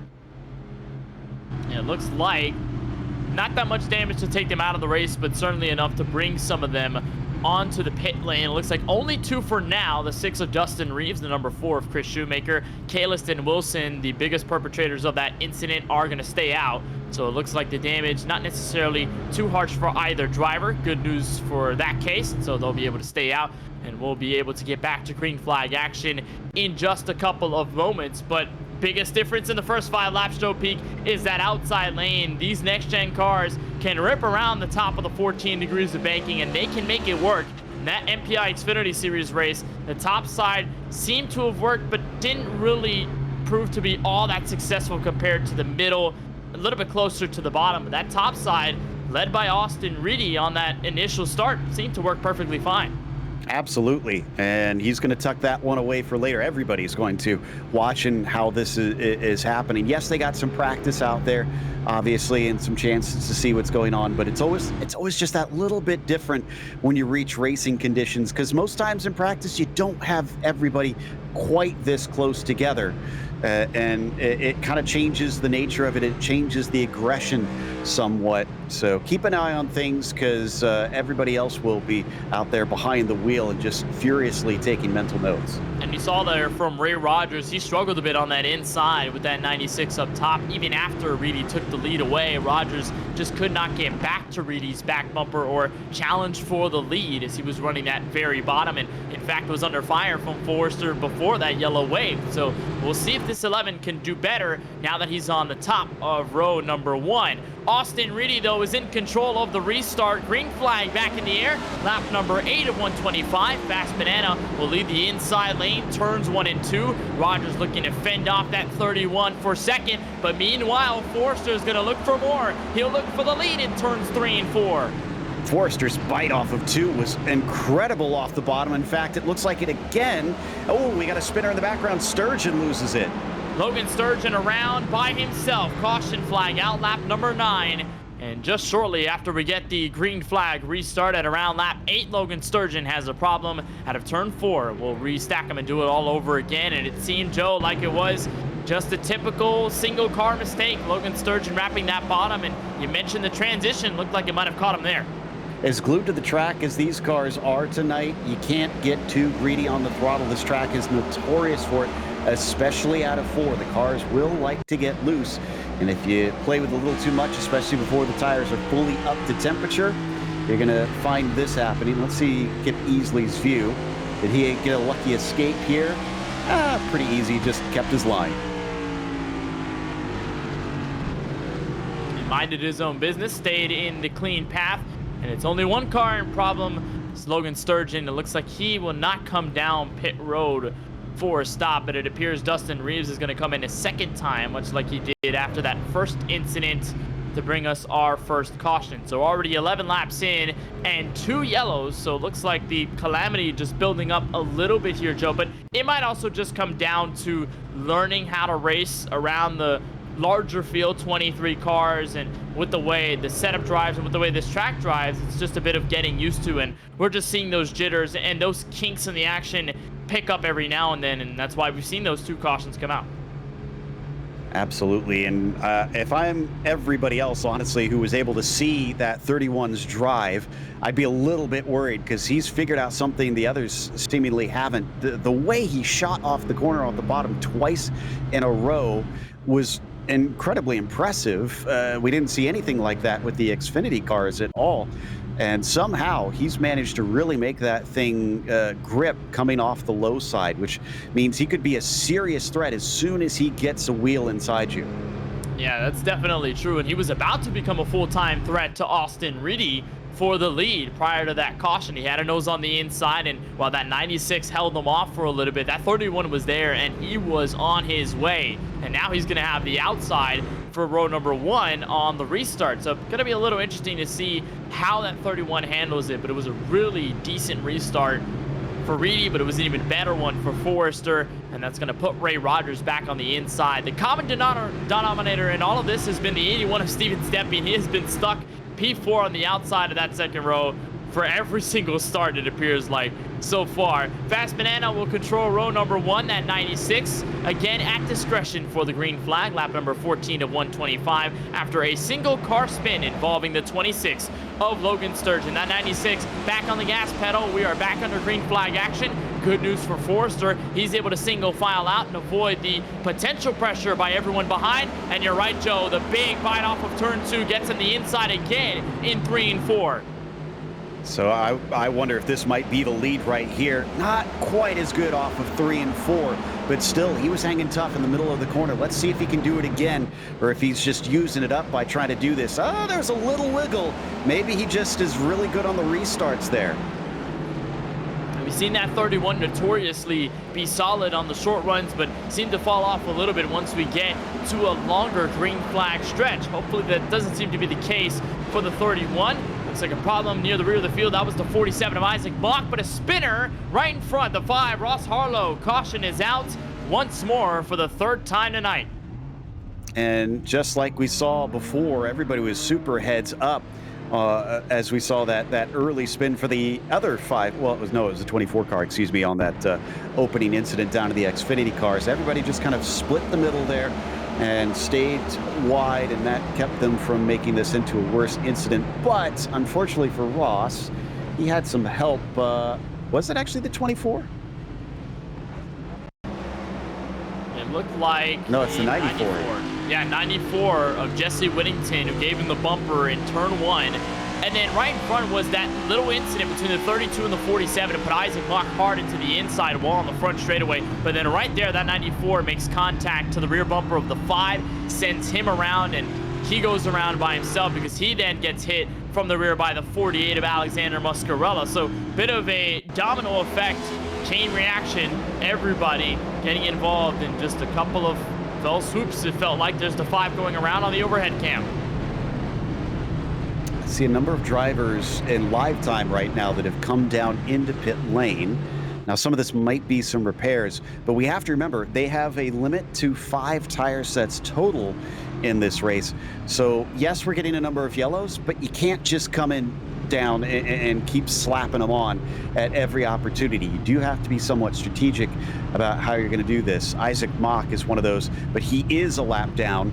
So he is going to hope for getting a lucky dog here somewhat soon and get back onto the lead lap because he's the only car that has been lapped. He's going to hope for that caution to get the wave around. It was similar to what we saw with Tucker Rhodes in that MPI Xfinity Series All-Star race where he got involved in early trouble, fell a lap down, but easily picked it up just because the caution came out not too long after his incident. So under yellow again, we should have the lights out rather soon on the iRacing official pace car. And once again, it is a Fast Banana front row. That 31 so solid in turn 2 on that opening lap of the restart. Really hasn't been able to execute the pass in 3 and 4. That's really been the 2 ends of this track that you really have to deal with. When you go uphill in 3 and 4, it is very different from turns 1 and 2, and you can have 2 completely different outcomes. Yeah, well, they're going to restart it once again. 31 seems to be pretty strong on the first lap, but second lap we didn't see as good of a go. Let's see what this one holds.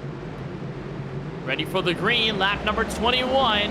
The 96 of Reedy with a good jump to lead us back to turn 1. The 31 of Forrester with a chance to break into the race lead. A bit of a gaggle at around third on back. Stempien has found the outside of Ray Rogers and make it side by side. Even further back for fifth, Austin Shoemaker and Curtis Kelly going at it. Rogers able to clear for third out of turn 4. And so single file through most of your top 5. Our first side-by-side battle. Now for fifth again, Curtis Kelly switching the lanes on the bottom side. Yeah, and it looked like Kelly, unfortunately, getting a little bit loose in that 71, having to chase the car. So he's probably glad that he's back to single file here up at the top of the group. Saw some bobbles from the 31 again, but he still is right on the back of the 96 and pushing hard. And I think maybe my initial assessment was pretty accurate there because he's still applying lots of pressure to that 96 car. And he's been holding that very bottom. He is getting ridiculously close to that curve in 3 and 4. You are basically flirting with disaster because if you strike that curve, you're going to scrub off a lot of speed. And he's going for the very bottom in turn 2, similar to what a lot of the NASCAR Cup Series drivers have been doing in the All-Star race, where in the real world, it's now paved section of track on the apron instead of grass like it is in sim, but he's using every bit of that inside lane when it flattens out, and he is making it work. You see it right there, that 31 dives to the bottom. He doesn't have the run on the 96 quite yet, but he's building it up there, and that's what's most important. That time, though, Reedy ran the same line. He's watching his mirrors. He's taking notes himself. And I think he's figuring out the trick that the 31 has got underneath him, because once you have a car climbing all over you a couple times, you got to be wondering, why are they faster? As we got a battle for third, Ray Rogers versus Stempien. Now, I was about to mention a battle further back for 7th. Warren Kyle Keith had been fighting Judd Danielson, but look up ahead, that 11 car on the pole to start this all-star race. Now seeming to drop back through the fields. The 31 gets a monstrous run out of turn 2 and almost looked at your leader, but Stempien completes a textbook pass and gets into the podium. Now, here's the other question. If he's quicker than both these guys, what's going to happen with Forrester here? Whoa, Forrester's going to try the high side. That was sudden. And once he get off the corner, pretty decent. He actually is going to try and cut back across, and now he's got a nose inside. This is bad news for the 96. Yeah, that 96 has been playing so much defense, and now he'll strike the outside wall, heading for turn 1. Almost contact between the two, but that 31 has made his presence known, and that 81 of Stempien has just been hanging back and waiting for his time to strike for the lead. And once more, that 96 holds on to P1, but you can tell, Joe, he's a little bit nervous. He's seeing what his teammate's doing, and it seems to be working. That 31 might just get ahead of the race lead. He'll try and arc it once again out of 2. It works again. He finds his nose back down to the inside. Forrester has got that just absolutely nailed. The problem is, if he's on the inside like he did last time, this is going to be a repeat, it looks like. Watch him be pinched down to the bottom. The 96 not allowing him to try and arc up. In fact, he's going to try and arc up himself, and that gave the 31 a little bit more space, so it worked better for Forrester, and this allows him to maybe get a nose ahead at the line this time. And he's given him more space, and in turn, it's allowed that 31 to pick up the pace further, but he got loose out of turn 4 and brought that 96 back in, and you can tell just how many cars this battle for the lead is starting to stack up. Third place, Steven Stempien, who's now starting to fill some gaps. The 11 of Ray Rogers, and 71 dove it way deep onto the 14 of Shoemaker and almost about made contact with them. And even then, they've got a lap car in front of them in the form of Logan Sturgeon in that 26. So the drama continues to build, and Forrester once again failing on his attempt to clear that 96 for the lead. Just couldn't quite make it stick there, so he'll probably give it another go eventually. Here it is. He likes trying to cut back across, but he's not going to be able to. The 96 is down below him.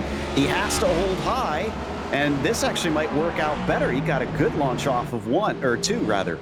And the past couple of times by, when that 31 was on the inside, Reedy was giving him ample space to not be pinched down. But the 31 is doing the opposite. He is forcing Reedy further down the racetrack than he would like, so it limits his momentum off the corner. And the 31 finally gets through Colin Forrester to the control of tonight's all-star race from North Wilkesboro as he gets loose out of 4, and here comes Reedy back for the lead. Stepien and the 31 both got loose out of there, and so the 96 gets a breath of relief there. 31 actually struggled a little bit there coming off of 2 as the car wants to spin the tires up. Once again, was he a little too greedy on this stint? If we get another yellow, I wouldn't be surprised if we see a few of these guys try to come in and take tires. Yeah, that's true. Tires are going to be at an all-time premium at this old, worn-out North Wilkesboro service that can easily eat up your Goodyear Eagles. And for that 31, it just felt like he had the lead out of 4, wanted to pull away from Reedy and prevent him from making a comeback, so just held in that throttle, and that car just overstepped quite a bit. And him and Stepien settling in a 2nd and 3rd. Austin Reedy holds on to the lead. On board with Dakota Wilson for TOW Racing, holding on to 13th right now and trying to catch up to Ross Harlow, that's 78, with the bit of contact to bring out our first yellow when he got hit by the 43 of Sean Kalis, but still holding up well. He's got a clean Chevrolet Camaro for now. And we'll look up ahead. Ray Rogers, who put his Toyota Camry on pole, and his view of all the lines being run. Reedy overshoots turn 4 and gives the 31 a chance to rebuttal. Yeah, he's the only one that's dropped positions of your top 6 or 7 essentially here. Everybody else has been gaining. Don't know if that means that Rogers is better at hot lapping this place or if he is trying to think long term. Like I said, some drivers who maybe hold on to their stuff might do better, and I think the 31 is discovering that in graphic fashion. It's starting to catch Colin Forrester with each passing lap. His rear tires are starting to burn up, and as you overheat them with 1 slide, you'll further overheat them with 2 or 3 more slides after that, and it's only going to exacerbate and get worse as the run progresses. And remember, we don't have any stage breaks here for the Sunoco Cup Series All-Star Race. If this event stays green until lap 125, then it will stay that way unless we get a caution or something else to interfere with the action. So if you're that 31, concerns might start to be growing here. As if you look on board with the 24, Warren Kyle Keith. Now with the car in front of him, Austin Shoemaker battle for 5th. Gonna take a little peek to the inside, almost gives him a hello, but no actual contact from what I could see between the pair of them.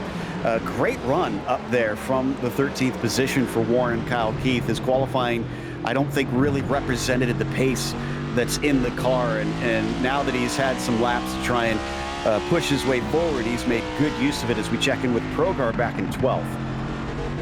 And Progar finished 9th in the March 14th, 2021 edition of this All-Star race and has been shown to do well, and also finished 4th the last time we had an All-Star race when it was called the MPI Cup Series once more, about, I'd say, a couple of months ago or almost about a year ago, where he finished 4th with the Indy cars at Texas Motor Speedway. Here's Steven Stepien in 2nd, looking on board. And with a chance at Austin Reedy, he found his way by Forrester, who has been struggling with his set of tires. Stepien, who loves types of racetracks like these, is building up a run that Reedy might have to start to notice. Yeah, it was a lot closer than this a couple laps ago, and he's brought it back up to that bumper once again. He's definitely trying to square off those corners, seeing what kind of runs he can get. How close do I have to be to try and make this attack? This time he's going to take a little bit more of a traditional line. Still, you want to cut off of that turn 2 as much as you can and really keep it low, we found. And it's putting him right on the bumper of that 96. So far, Austin Reedy has done an admirable job dealing with all that's been coming at him, but we know that he's not impervious. We've seen him lose the lead at least once already. Yeah, that's true, but he immediately got it back off the mistake of Forrester. But with a different challenger at hand, it's Stepien, who has been known, I mean, we've seen him throughout Season 6 of the Sunoco Cup Series, stay in the lead and hold on to it with little mistakes throughout his run. We'll see if that 81 can do something about it. That 94 of Jesse Whittington looking on board with him as he rolls in P7 right now, and behind Austin Shoemaker. We saw Shoemaker and Warren Kyle Keith go at it for position. It looks like that 24 has held it down quite well on the sheriffstrafe.com Chevrolet Camaro with the Twitch colors tonight on his car, doing quite well after the opening incident in turn 1 and 2 that sent him around. Oh, sorry, Warren Kyle Keith just absolutely slapped the outside of 2 on the exit there, and the car's still going. He just had a little more contact with Whittington. Hopefully the car is okay, and unfortunately I can report it's not. He has got a meatball flag. We're going to see why here. So the 24 starts with getting loose out of 4, and then here he comes through 1 and 2. And that's Forster and Ray Rogers doing battle right in front of him. Oh, and that's just a tough scenario. He overcorrected the car, and for the MPI Xfinity Series All-Star winner, it is not looking good. Warren Kyle Keith has ended up on pit road. Remember, there are also no fast repairs, so he's going to have to spend the time getting his car fixed. And meanwhile, have been looking at this for a while. We have been side by side for the All-Star race lead. Stepien has found his way underneath Austin Reedy. Oh, pushes out a little bit mid-corner. He tries to leave the 96 space, who maybe brushed the wall there, coming off of 2. They're going to continue on. Colin Forster able to catch up because of this, but Reedy finally has to give up the ghost. Another slip of the tires for the 31, and Stepien is your new leader. Well, will this be the moment that Forster can break free of Reedy and keep himself in front of his teammate? Ray Rogers has also chirped his name into this conversation as these two have gone side by side, but Steven Stepien, now your new leader, and with the opportunity to officially pull away. We haven't really encountered all too much lap traffic in this All-Star race. Surprisingly enough, most of the drivers have been on the lead lap in the main pack, but we are approaching lap traffic in the form of the 26 of Logan Sturgeon. So with Stepien out in front and putting up the fastest laps, last time by was a 19.5, and he replicates it with a mirror image lap, 19.506. It may just be a conversation of lap traffic, and largest lead of the night, 0.5 of a second. Certainly looking like he's pulling away. I'm keeping an eye here on this 11 car because, as 31 gets a nice run to the inside of Reedy there. To me, it feels like Rogers is just kind of holding his cards close to his chest. He's been racing right up underneath Forster for a number of laps, looking like he's faster, but never actually trying to pass him. I think he's just kind of saving that car until later in the run, seeing how well he can preserve these tires. Because, yes, it's early in the race, but if you can figure out how to do that and have a pace advantage towards the end, surely you want to do it here in the second half once we reach it.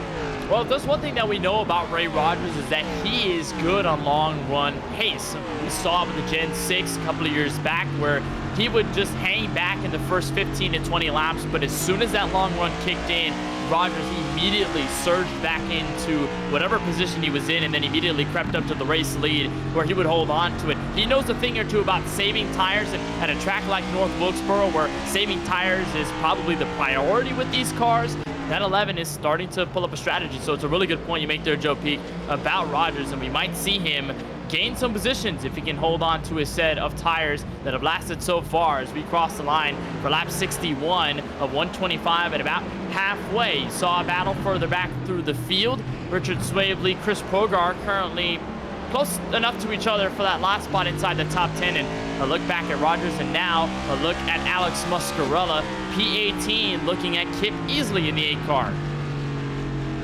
Indeed, he's been trying to run this higher line while Kip Easley there on the bottom. Dustin Reeves, one of the few drivers that has seen pit lane out there that is still on the lead lap. Only he, Chris Progar, Chris Shoemaker, and Ross Harlow have visited the pits. Now, we don't know if they any of them took tires or not, but maybe as we get farther into the stint, we could be seeing some of them feel the effects, feeling a little bit stronger here. Yeah, we probably will. Ooh. And you just saw it there with Justin Erb, locked up the brakes in turn 1. That tire did not want to hang on any further. He was trying to get to the inside of James Kunkel for 14, which was a great battle building up, and now making 5 cars total. That 48 dealing the bumper to Reeves in turn 3. And contact! Muscarella's into the outside wall. No it caution. Looks like he'll keep it straight, no caution. Oh, that was a hard hit for Muscarella. Neither driver's got a black and orange flag. Oh. We're going to take one more look at it. So both can continue theoretically, but they might not have as good of a handling of a car. I don't know if this was any sort of revenge or not, but I'm sure he didn't mind too much turning that car after what happened. You see him give the bumper to Reeves, and Reeves just gets shot up the track, and the 48 comes into view right about here. Not sure if that was fully intentional, but they just both make that contact, and that could have brought us under yellow at around halfway, lap 65, but it appears we'll stay green flag racing, and we do have no Judd Danielson in the 85 has taken his SK Sim Racing Ford down pit road. That appeared to be a scheduled stop for Danielson, who was hanging inside the top 10 or so prior to that stop. He's now in 22nd. Looks like he wanted to cut this race at exactly the halfway mark, and Justin Erb back on the attack for James Kunkel, but you look further back, and there's your leader, Steven Stepien. We might have some lap cars by the end of this. Absolutely. Coming up to Muscarella, and this is going to be bad news for all these drivers fighting up at the front. They're already lapping Kalis there, but he's a single car. This is a fierce battle in front of them that we've been watching with Erb, Reeves, and all of them, and they're not going to be as willing to just kind of move out of the way. And that's true, especially with their positions that they've got inside the top 15. They're going to give Stepien a hard time. And will that in turn, Joe Peak, give Austin Riddy a chance to get back to the lead? Right now on raw pace, he isn't necessarily evening out with Stepien all too much. 81 does have the upper hand, but as lap traffic comes into play, you think Riddy might just take this as a chance and might end up filling the right lane at the right time? Absolutely. It does seem like track position's still pretty important here, even though we are seeing some passing. So he might want to try and utilize this just to see if he can get back ahead and try to play defense from here. But the drivers will need at least one pit stop to get to the finish, I believe. I don't think they can go start to end on the same fuel tank. So, yeah, I'm not surprised to see at least one taker at the back of the field try and make this a little bit of a gamble, as now they're really in the thick of it. You can see Stempy kind of blocked in as the 48 and the 26 are directly in front of him. And Austin Riddy has the chance to catch up and get the race lead as a result. Reeves in the 48 of Alex Muscarella going to hang up top. Looks like their drama hasn't necessarily calmed down quite yet, and Muscarella's going to dive in front of your two leaders, so he's going to hold up the 96 while trying to get underneath Reeves for position. This is really getting sketchy if you're that Fast Banana Chevrolet. Stempien is broken free, but he's still got cars ahead of him. Muscarella loose in front of Reedy, and that will bring Colin Forrester to the outside of his teammate for second. Wow. And as they come off the corner, the 31's going to be a little boxed in. No, he's going to find just enough space before he gets to the back of Reeves. So second place from Forrester. That's what I was talking about. You got to read the situation as it's unfolding. You really need a familiarity with this style of racing to capitalize on these things when they start to happen in front of you. Let's look on board with Steven Stepien holding out on a 0.7 of a second gap, and he's got a buffer of some lap traffic. He'll look forward to Logan Sturgeon next, and Warren Kyle Keith, the 24. We saw him get some toe link damage off of a hit to the outside wall about a couple laps ago. He has found his way back out on track, albeit 23rd at 18 laps down. So that 24 is just going to look to finish the race, and for the moment, doesn't appear like he will go two in a row for all-star doubleheader action. Side-by-side between Garrett Brown and Logan Sturgeon. That is for lead lap position number 15. Stepien will take the high road against that 26.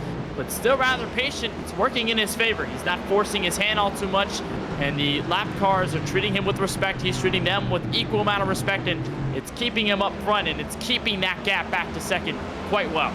This is where it does pay to at least be a little bit patient. You have to have a lot of discretion here when you're making these lap cars have to get out of the way of you, because they're still racing their own race. They're entitled to try and do what they need to do, fight their own fight. So you need to kind of give some respect to that. Like I said, build patience as Sturgeon gets into the outside wall there, because the last thing the 81 needs to do here is throw it all away by being silly and try to charge up the inside of a back marker that either might not be aware or is willing to give you that inside. Yeah, that's true. You don't want to trash your race over fighting so hard to lap some cars out on the racetrack. And it has brought in Colin Forrester quite a bit with that kind of incident with the 26 of Logan Sturgeon. It's now down to 0.3 of a second, so you're right on board with the Fast Banana Camaro, and Forrester is slowly creeping up, but the patience still working for Stepien. He just picks and chooses where he's going to get around these cars, and it seems to be ending up in his favor. He can get around cleanly. He doesn't make some enemies out on track, and he gets to hold on to some track position in P1. Austin Reedy has not been able to respond on his teammate quite yet. Ray Rogers is still hanging around in P4. Ross Harlow, now the last driver to occupy the top 5. And do want to give a shout out to Little Sim Racing for the raid of 37. Welcome to our broadcast of the Sunoco Cup Series All-Star Race from North Wilkesboro. It has been some great action. Now with 45 laps to go, we are still expecting at least a pit stop by your leaders. And there's a look at Reedy getting around Garrett Brown as he holds on to third. Also, bad news for fans of Jesse Whittington. He might have a DNF for this one, too. He unfortunately clipped the pit entry barrier, and that gave him a meatball flag. He's since been taking what repairs he can, but again, it might be a while before he returns. And he made contact with Sean Kalis, it appears, and here's a look at the replay, courtesy our producer Ryan Bauer. Quick thinking on getting this shot together. 94 getting underneath in turn 4. Oh man, that front bumper just completely rips off and reinstalls by itself magically at the front straightaway. But for Whittington, that's a tough scenario there. He just got a little unsettled and that car trashed itself. There's no soft barrier at all, Joe Peak. This is the track from 96. There are no tire barriers. That wall will get you whenever it gets you, no matter what. Yeah, exactly. It's not, safety was not as big of a concern back in 86. So you really got to watch out for that.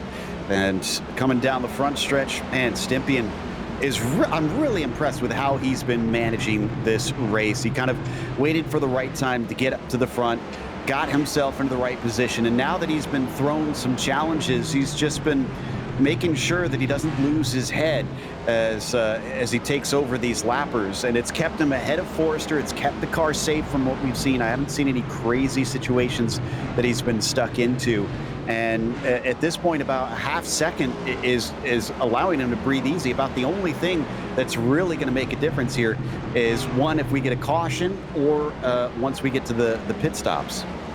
And this has got to feel good, right, if you're Steven Stympian, because last week at Darlington, he called this shot to win the race. He started on pole, and his race did not go as planned. It really turned sour as the laps came through, and he finished 15th, which is okay, but it was a far cry from what was his initial expectation and his raw pace. So it's got to feel good that he's leading this all-star race, and he can hold on to some bragging rights and get some momentum for the next race at Charlotte, no? Oh, absolutely. It's going to be important to him, no doubt. Like I said earlier, you want to try and build that ego a little bit and know that you've got that speed and kind of put one over on all of your rivals. Man, this traffic it's not as thick as it was before, but it's becoming quite the conveyor belt around the track. You just cannot escape it, as they went 3 wide coming off of 2 there for a moment. Yeah, it was Warren Kyle Keith in the middle of that. Judd Danielson, who we saw come down pit road about 23 laps ago, he is trapped 2 laps down, and in that mix with Ray Rogers in the 11, who stays in P4, although catching up to that 96 for third as we approach 36 laps to go from North Wilkesboro. Caution flag is out, and it's for a stopped Dakota Wilson on the back straightaway. I was about to ask you, Joe Peak, when we were going to see these leaders come in for stops. It looks like the answer is going to be soon. Dakota Wilson brings out the yellow at lap 91. Yep, and this is another perfect example of how different the safety measures were at this time. It's going to get loose, and this gap here on the backstretch is a lot wider than you would see today. And he just basically straight lined it and was perpendicular to the wall as he smashed it nose first into there. This is a good angle of it right here. Oh, that's a tough lick to that kink in the outside wall.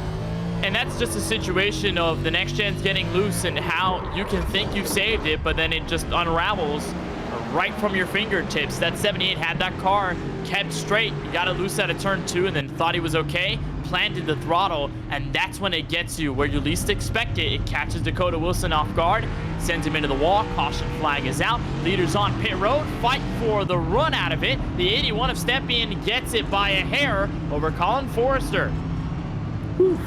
It was mighty, mighty close. And from what we've seen of Forrester, you don't want him to get ahead. Now, he did actually get the lead earlier in the race and made a mistake, but I got to think if he gets the race lead, he looks fierce today. I don't think he's probably going to defend as hard as he attacks. Yeah, that 31 is so good out of turn 2. I mean, he's going to be a threat, no doubt about it.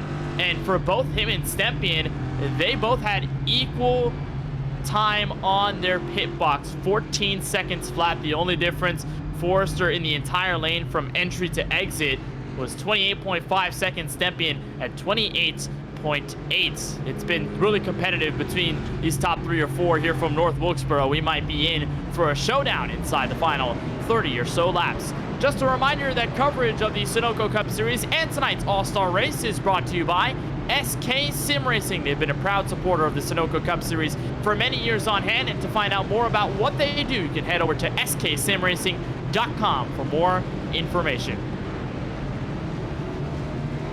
All right, Joe, this is a big reset, isn't it? 32 laps to go. Going to be under probably 31 or 30 when we get to the green flag officially. Stepien, Forrester, Reedy, Rogers have been our heaviest hitters tonight. Is there anyone else that you expect to probably barge into this battle, or you think these 4 are the only ones we're going to be talking about until the very end? I'm looking down the order. Nobody really strikes me as someone who's been fast and got sent backwards. It's kind of been these players up at the front for the whole day. So if you ask me, I think it's likely to be one of the 4, but you never know. We can have stranger things happen. Many of the drivers said they're willing to get aggressive at the end. We could see a lot of yellows. We could see some messy racing that changed the complexion. I just heard stranger things, Joe, and the first thing I thought was 11. I'm not sure if there's any superstition to that. Ray Rogers driving the 11. He'll start on the inside of row number 2. There he is in his RTR Motorsports Toyota Camry. He will be right behind Colin Forrester, who's waiting for the control of the restart by Steven Stepien, who will take the green. 30 laps to go in the All-Star Race from North Wilkesboro. Very hard dive down to the inside from the 11 there, trying to see if he can get through, but the 96 was definitely pinching him. It looks like the 31 using that bottom line to good effect once again. He might have the lead here.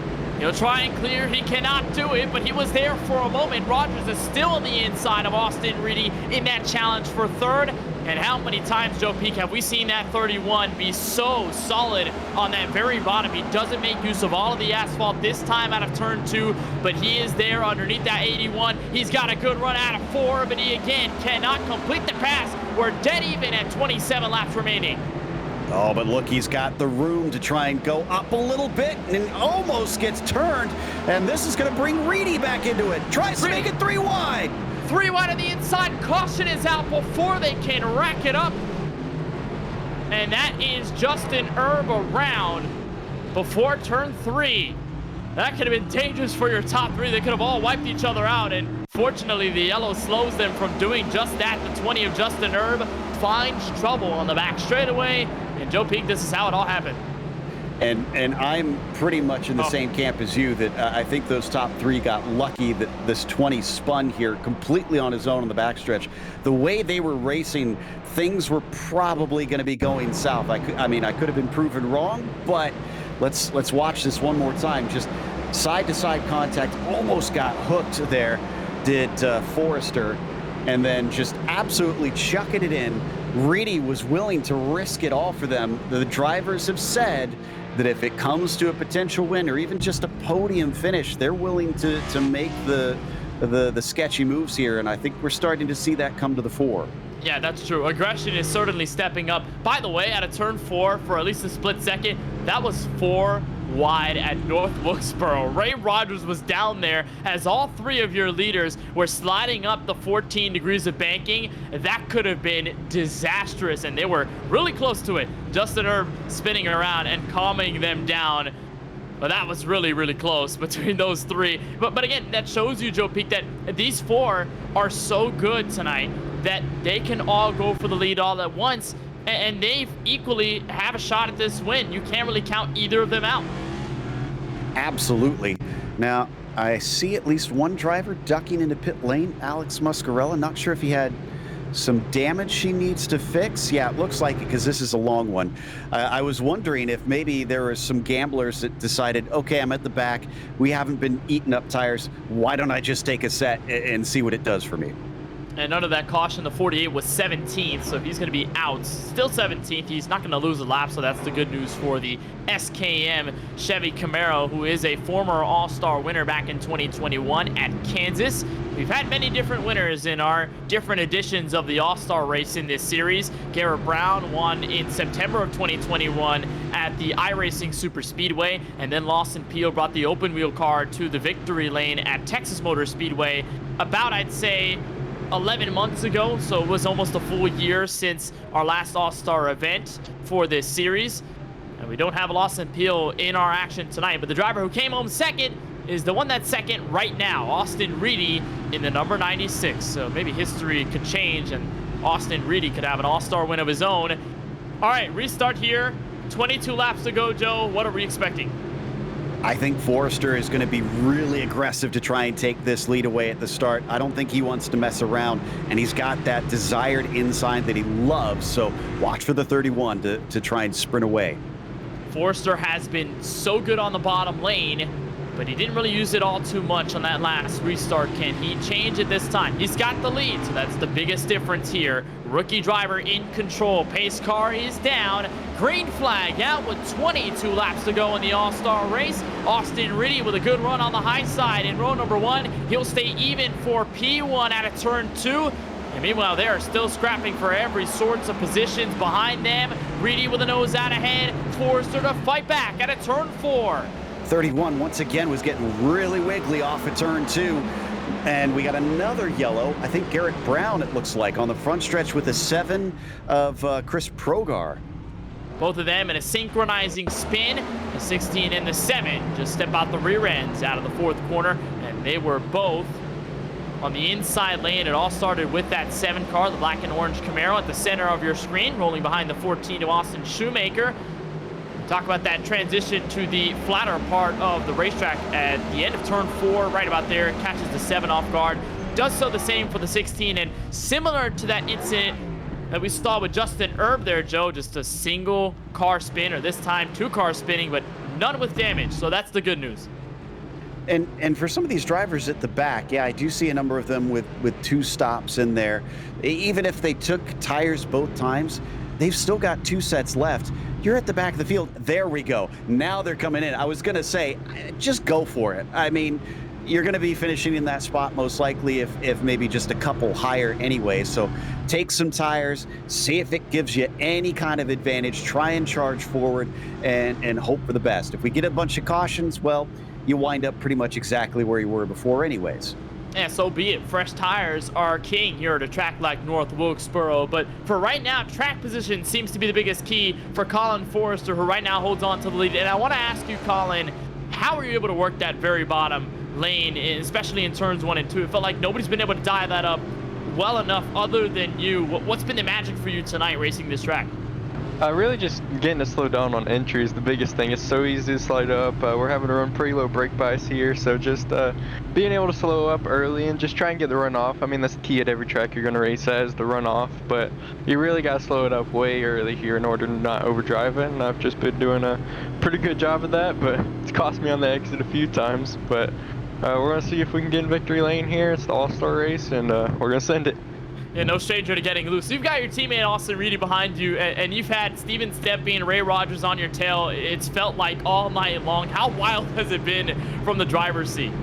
Man, it's definitely been crazy, but it's super fun out here. It's definitely my first time in these cars on this track, so but it's a lot of fun, man. Just really enjoying the racing out here, and we're all keeping it clean. That one restart where we almost all wrecked each other down there in 3 was super fun, but hopefully we get a good clean finish here, and hopefully it's entertaining.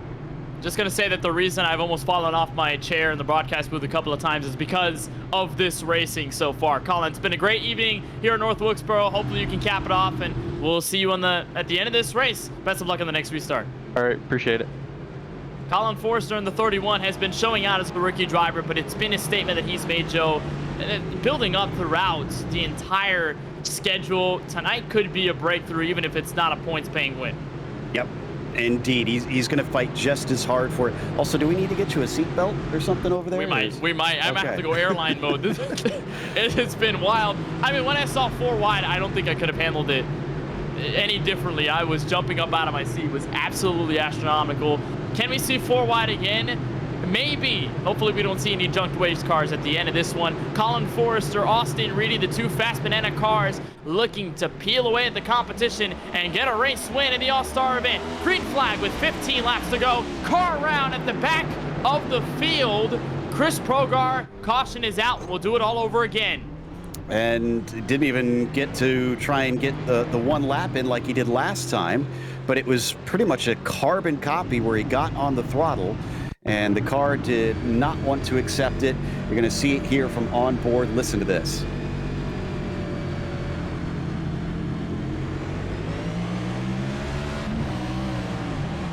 Yep, there she goes. Yep. So he didn't hit too hard. He's still out there on track. I don't think he's even going to try and come to pit lane here, but that's the downside of the new tires. They haven't completely heated up yet, so you have to be a little bit gentle on that throttle. Yeah, that's true. And that was the transition from 2nd to 3rd gear, high end of the rev range, and that's what catches at 7.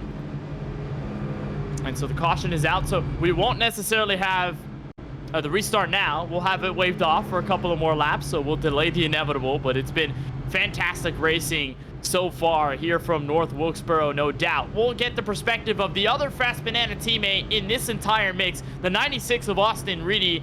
And Austin, you've seen pretty much every part of the top 5. You've seen the lead, you've seen 2nd, you've seen 3rd in some cases. You've been hanging around here all night long. How has it been like racing around this North Wilkesboro Speedway with everybody around you, and what's your perspective now in these final 12 laps?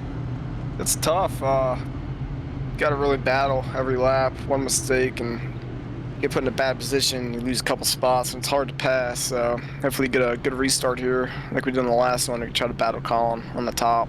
Might be able to make the top work. Some guys have made it work, some haven't. Sometimes you prevail on the bottom, so we'll see what happens.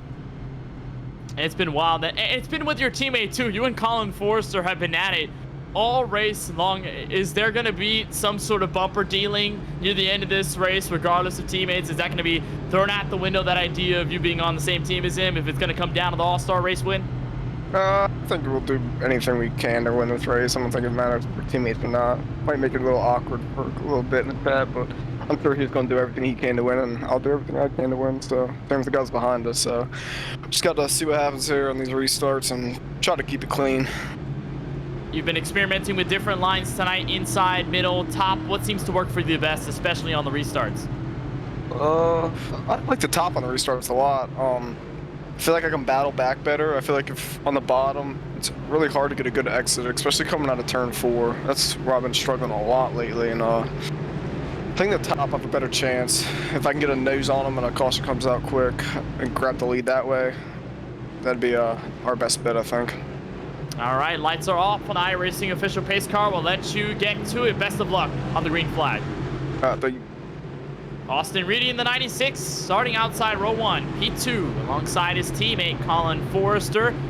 Steven Stempy and Ray Rogers going to be doubled up in row number 2, and we haven't really talked all too much about Austin Shoemaker and Ross Harlow, both 5th and 6th, row number 3 on the racetrack. If we see these top 4 tangle a little bit too heavily, we might see 5th and 6th stamp their way into the conversation. Pace cars down, green flag with under 10 laps to go. Very good run around the outside of the 96. He's been diving that deeper and deeper, and it's actually been working. It's the best way to fight Forrester, it seems, from these restarts, and I think he might actually have this lead.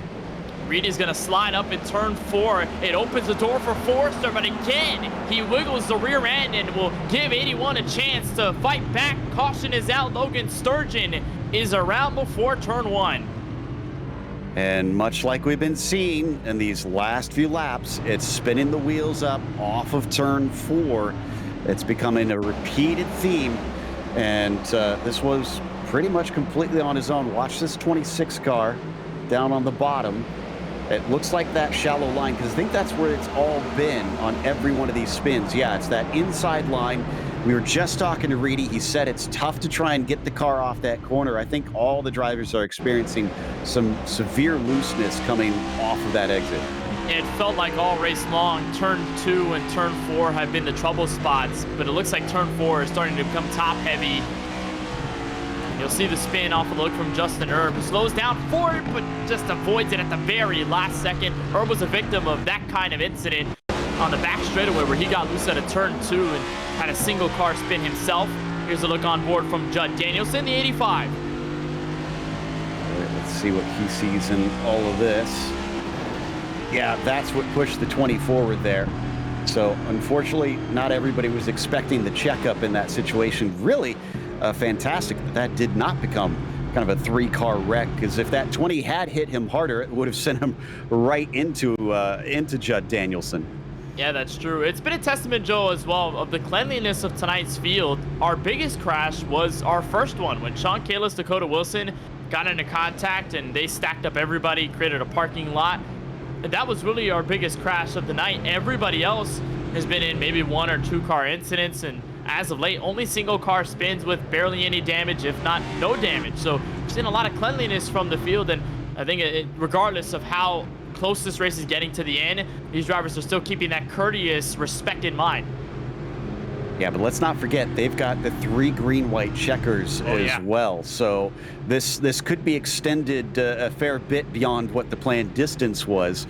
And the problem with that is it's just going to up the intensity and increase the likelihood of people bringing out the yellows, because they're expecting them to happen. So these guys up at the front, they're going to be trying to charge ahead exactly like Reedy said, and try to be in the lead at the right time, because as soon as that yellow comes out, that freezes the field and that locks you into P1. We've seen attempts at green-white checkers be exhausted prior in this series. You can rewind 1 week back at Darlington. We have to go into green-white checkered overtime action to finish that race. We'll probably see ourselves in the same scenario. And the MPI Xfinity Series All-Star race also came down to GWC territory. It was only 1 attempt needed to finish the race, but we still extended it nonetheless. We'll have an organic restart with about 2 laps to go for the 125 laps here from North Wilkesboro.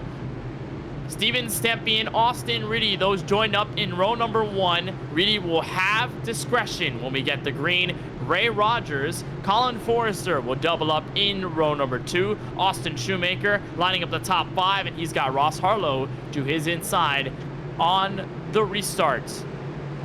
Pace cars down. 2 more left from North Wilkesboro to decide it.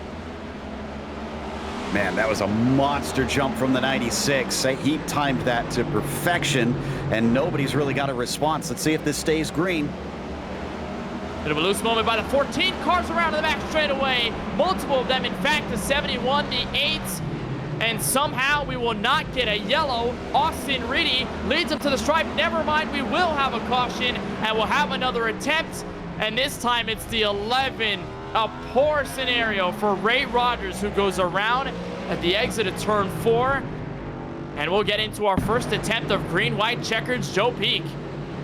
Well, this actually just about went bad for the 31 as well. Watch him down on the bottom, has to save it. The 11 does twice, but then as he climbs up the track, the 14 finishes him off and puts him towards the back. I'm not sure who that was that made a lucky escape just down to the inside. But this also helps those who spun on the backstretch to get back going and stay on the lead lap.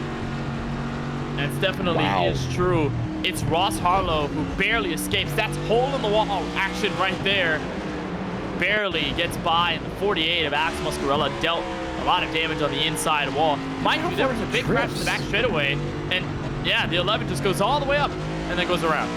He was trying so hard to save that thing. If that car wasn't there behind him, if that 14 didn't hit him, he might have actually saved that. I don't think he'd be in contention for the win, but yeah, look at that. Oh man. I've never seen an next-gen car be saved and drifted that much, that long. Usually it either goes around or it overcorrects. I've never seen it slide that much in that span of time. That's unbelievable. Kudos to Ray Rogers. Man, even if you do finish in 14th, that was impressive stuff until it went wrong on you. So this now means that Shoemaker takes over that 4th spot, but you were highlighting him. I don't know. I haven't really seen him do anything that's made me think he's a potential for the win here, but we'll see if he tries to jump in now that he's gained a spot or 2. I still think Reedy, Stempy, and Forrester are your major players here. Yeah, that's true. I mean, we haven't seen as much from that 14 to consider him a tight end. That's for sure, a heavy hitter. But, I mean, at the same time, it's a short track. You're in green-white checkered territory. You never know what could happen. You could be in the right place, right time, and get a win, even if you're not the outright strongest car in that grouping. We could see these three get together, and the 14 can break free and have a win, or even then can get into the podium, or even second. You know, there are multiple opportunities that are at stake just of what could happen in front of you, and that may be out of your control when these guys get a little aggressive. Lights are off on the iRacing official pace car, so we'll get ourselves a chance to end this race under green, but this time with an extended scheduled distance. It'll be green-white checkered attempt number 1 of 3. We'll have this green with 2 laps to go. If the caution comes out before we get the white, we'll do it again for attempt number 2. If we do get that white flag, though, and no caution comes out, we will end this race under green no matter what. And 96 of Austin Reedy has held things down at the front for a very long time here in this all-star race. Can he complete it with a win? Green flag out. It's even in row number 1 to turn 1. Stepien definitely matched him this time, and he's going to try and lean on him a little bit, but the 96 is not taking it, but we got a yellow immediately. Alex Muscarella around, and some more others. Kip Easley, Judd Danielson hard into the inside wall. Unfortunately, yeah, this started with Muscarella, but Progar unfortunately just got clipped. Kip Easley got a piece of it, and then Dakota Wilson was just kind of minding his own business. It was Chris Progar that got tagged to continue this incident. Oh, and that 48 just lost it all by his lonesome. Went for that spin, and he collects the 7, who gets the 8 and the 78. And then as the 8 travels down the track, he'll further along get the number 85 of Judd Danielson. He's a look for Kip Easley. Nothing he could do. He's just a passenger. Ugh. So all just kind of messy there at the start. Does seem like guys are getting just a little bit too trigger happy here. You still got to drive the car. I know you want to be the hero in this situation. And yes, there's an all-star win potentially on the cards, but everybody else does want to have fun. We want to see this end under green if possible, and you're going to exhaust these green-white checkers if you keep trying to check the car in when you know it's not going to stick down in the corner. Yeah, they're fighting for some spots at the back end of the top 10 and even in some parts of your top 15. So they're going to gain if they make those moves, and it becomes successful, no doubt, but it really isn't going to do you all that much of a favor. Alex Muscarella is going to head down pit road from 16th place. He's got a couple of cars down there to join him. Kip Easley, Judd Danielson, it appears they are not coming in, so they will stay out on the racetrack. Chris Shoemaker, Richard Swavely, it looks like they were kind of a little bit close to each other for 13th and 14th. Timing and scoring just kind of wobbled a little bit between those two. Seems to be okay, but right in front of them is Ray Rogers, who has dropped back to 12th after that spin. He slid up all the way in turns 3 and 4, got hit by the 14, and boy, that's a tough break for that 11. Running so well, and just got tagged at the last moment of that slide up the track, and now he's just going to have to fight for top 10. Yeah, it'll be unlikely. I mean, his best hope in this situation is if we do get a wreck up front and we get one more green-white checkers and he finds himself a little bit closer, but I don't think he's going to be able to make up 11 spots here to try and come home with a win, especially after starting from pole. It's a bit of a shame considering how good he was racing earlier on. But Reedy, Stepien, Shoemaker, is he up to 3rd? Am I seeing that correctly? Yes, he is 3rd. Currently scored P3. Colin Forster back and forth. So did make him spot up.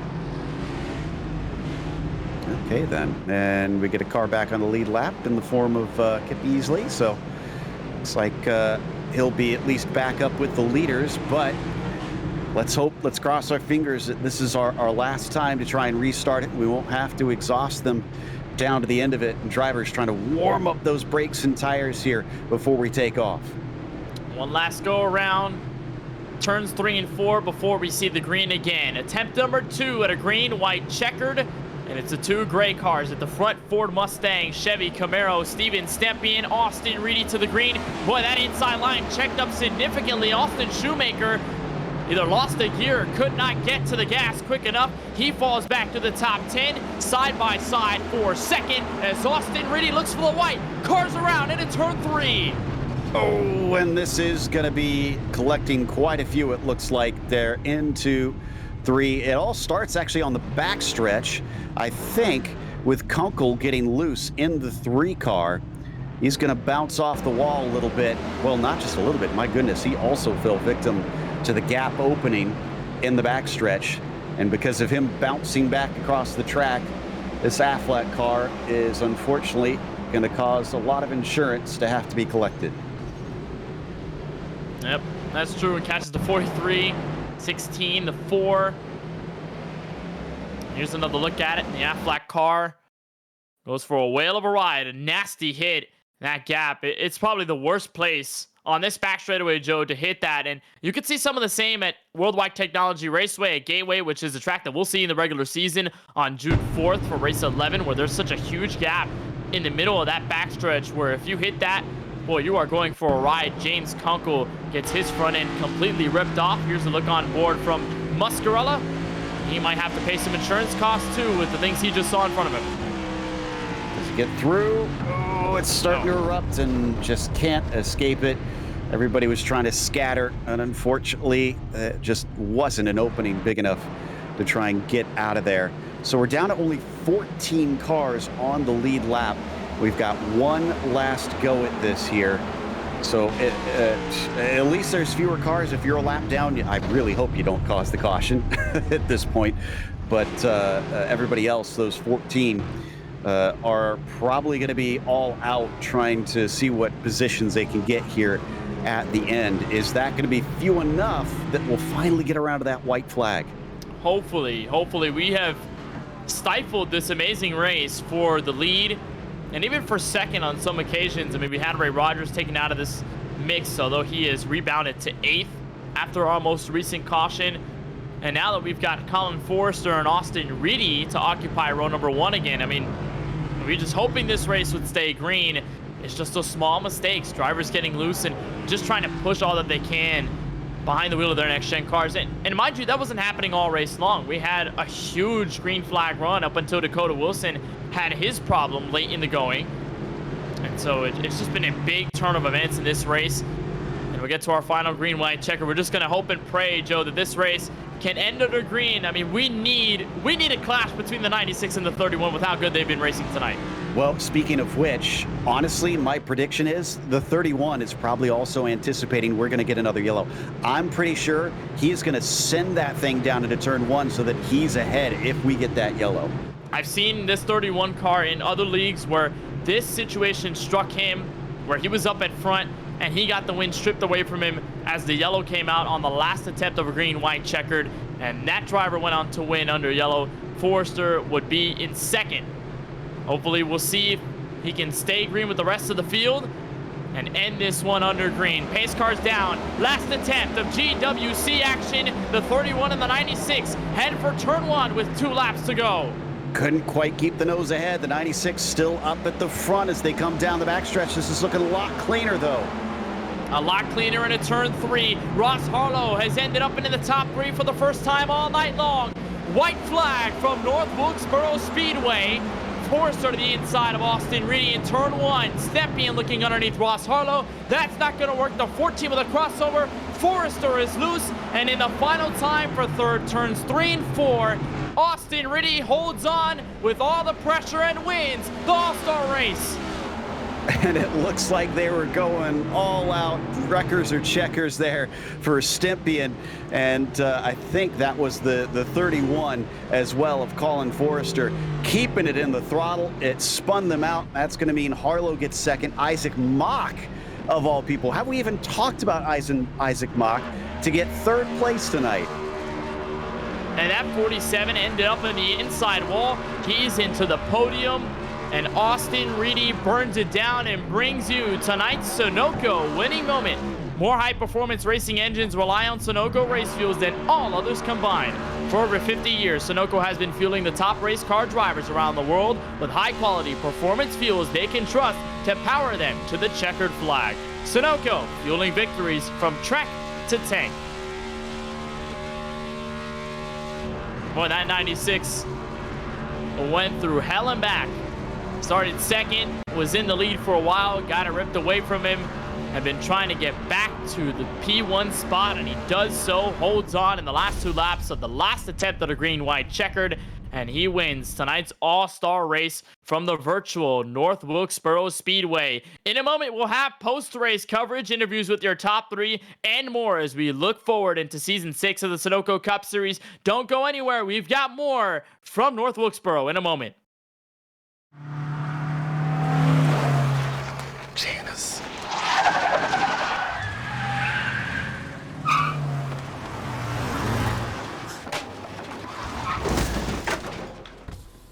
What's up, Doug? Hi, Cheryl. What got into you? At Sunoco, we know how to fuel peak performance. We've been doing it for American racing for over 50 years. Fuel your best. Fuller. Yeah. Needed F-150 for Smith build. Got it. Yesterday. I know. Don't forget my BMW. Gotcha. Check this out. All the major online automotive sites in one place. BMW, done. F-150, done. How's he do it? I can search nationwide, even those classified sites. Auto Tempest, all the cars, one search. That's how I do it.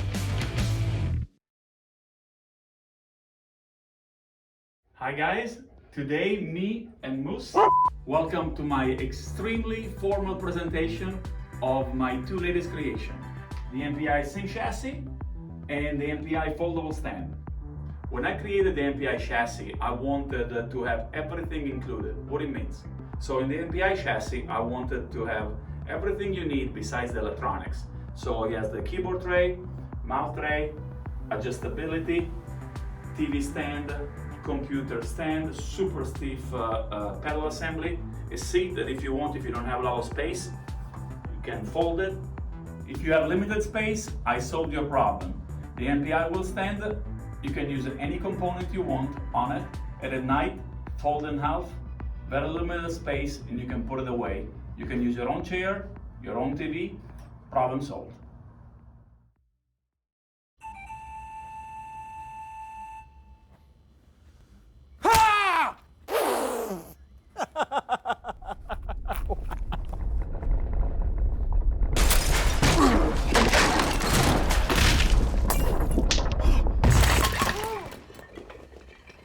What got into you?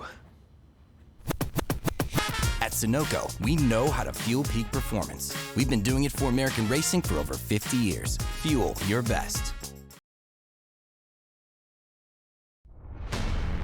It was a showdown in the last attempt of green-white checkered action to bring us to finish here in the Sunoco Cup Series All-Star Race from North Wilkesboro, and it's Austin Reedy for Fast Banana to take home the victory. Ross Harlow rebounded in that last attempt to come home second. Isaac Mock made use of cars crashing at a turn 4 to come home in third. We'll talk to all 3 of them before we wrap up our coverage tonight. It's Ray Rogers who comes back to 4th after getting spun in turn 4 and dropping back to the top 15. Colin Forrester strong all night long, but he'll wrap up the top 5. Justin Reeves to come home in 6th in his 6 machine, and the biggest mover, no doubt about it, 12 spots. Not better than Ross Harlow, but certainly one of the biggest movers from 18th on the grid. Richard Swavely ends up in P7. Kip Easley is P8. 9th will go to Steven Stempian. And rounding out the top 10, Chris Shoemaker in the number 4 car. Chris Brogar was 11th with Alex Muscarella in 12th. Justin Erb 13th, and the last one on the lead lap was Austin Shoemaker in the end. Judd Danielson was a lap down in P15. Logan Sturgeon 2 laps down, actually. He managed to get back out there and finish 16th. From there, it was pretty much all of your DNFs with Kalis, Kunkel, Brown, Kelly, Wilson, Keith, and Whittington not getting to see the checkered flag. 23 cars started this race, and it's one that stands out amongst the rest, and that is the 96 of Austin Reedy, who holds on in that last attempt of green-white checkered festivities to take the All-Star race from North Wilkesboro. Austin, what a race it was for you. You started second, you had the lead at one point, you were challenged every step of the way, whether it was under caution, or when the cautions are coming out, or whether it was a long green flag run, and here you settle it out with your teammate, the 31 car. What was your perspective in all that? Oh, it's a little hard racing, to be honest. That top, I told you earlier, that top, I like the top on the restart, so I think it's really got me that win, getting good restarts, timing the green flag when it would come out.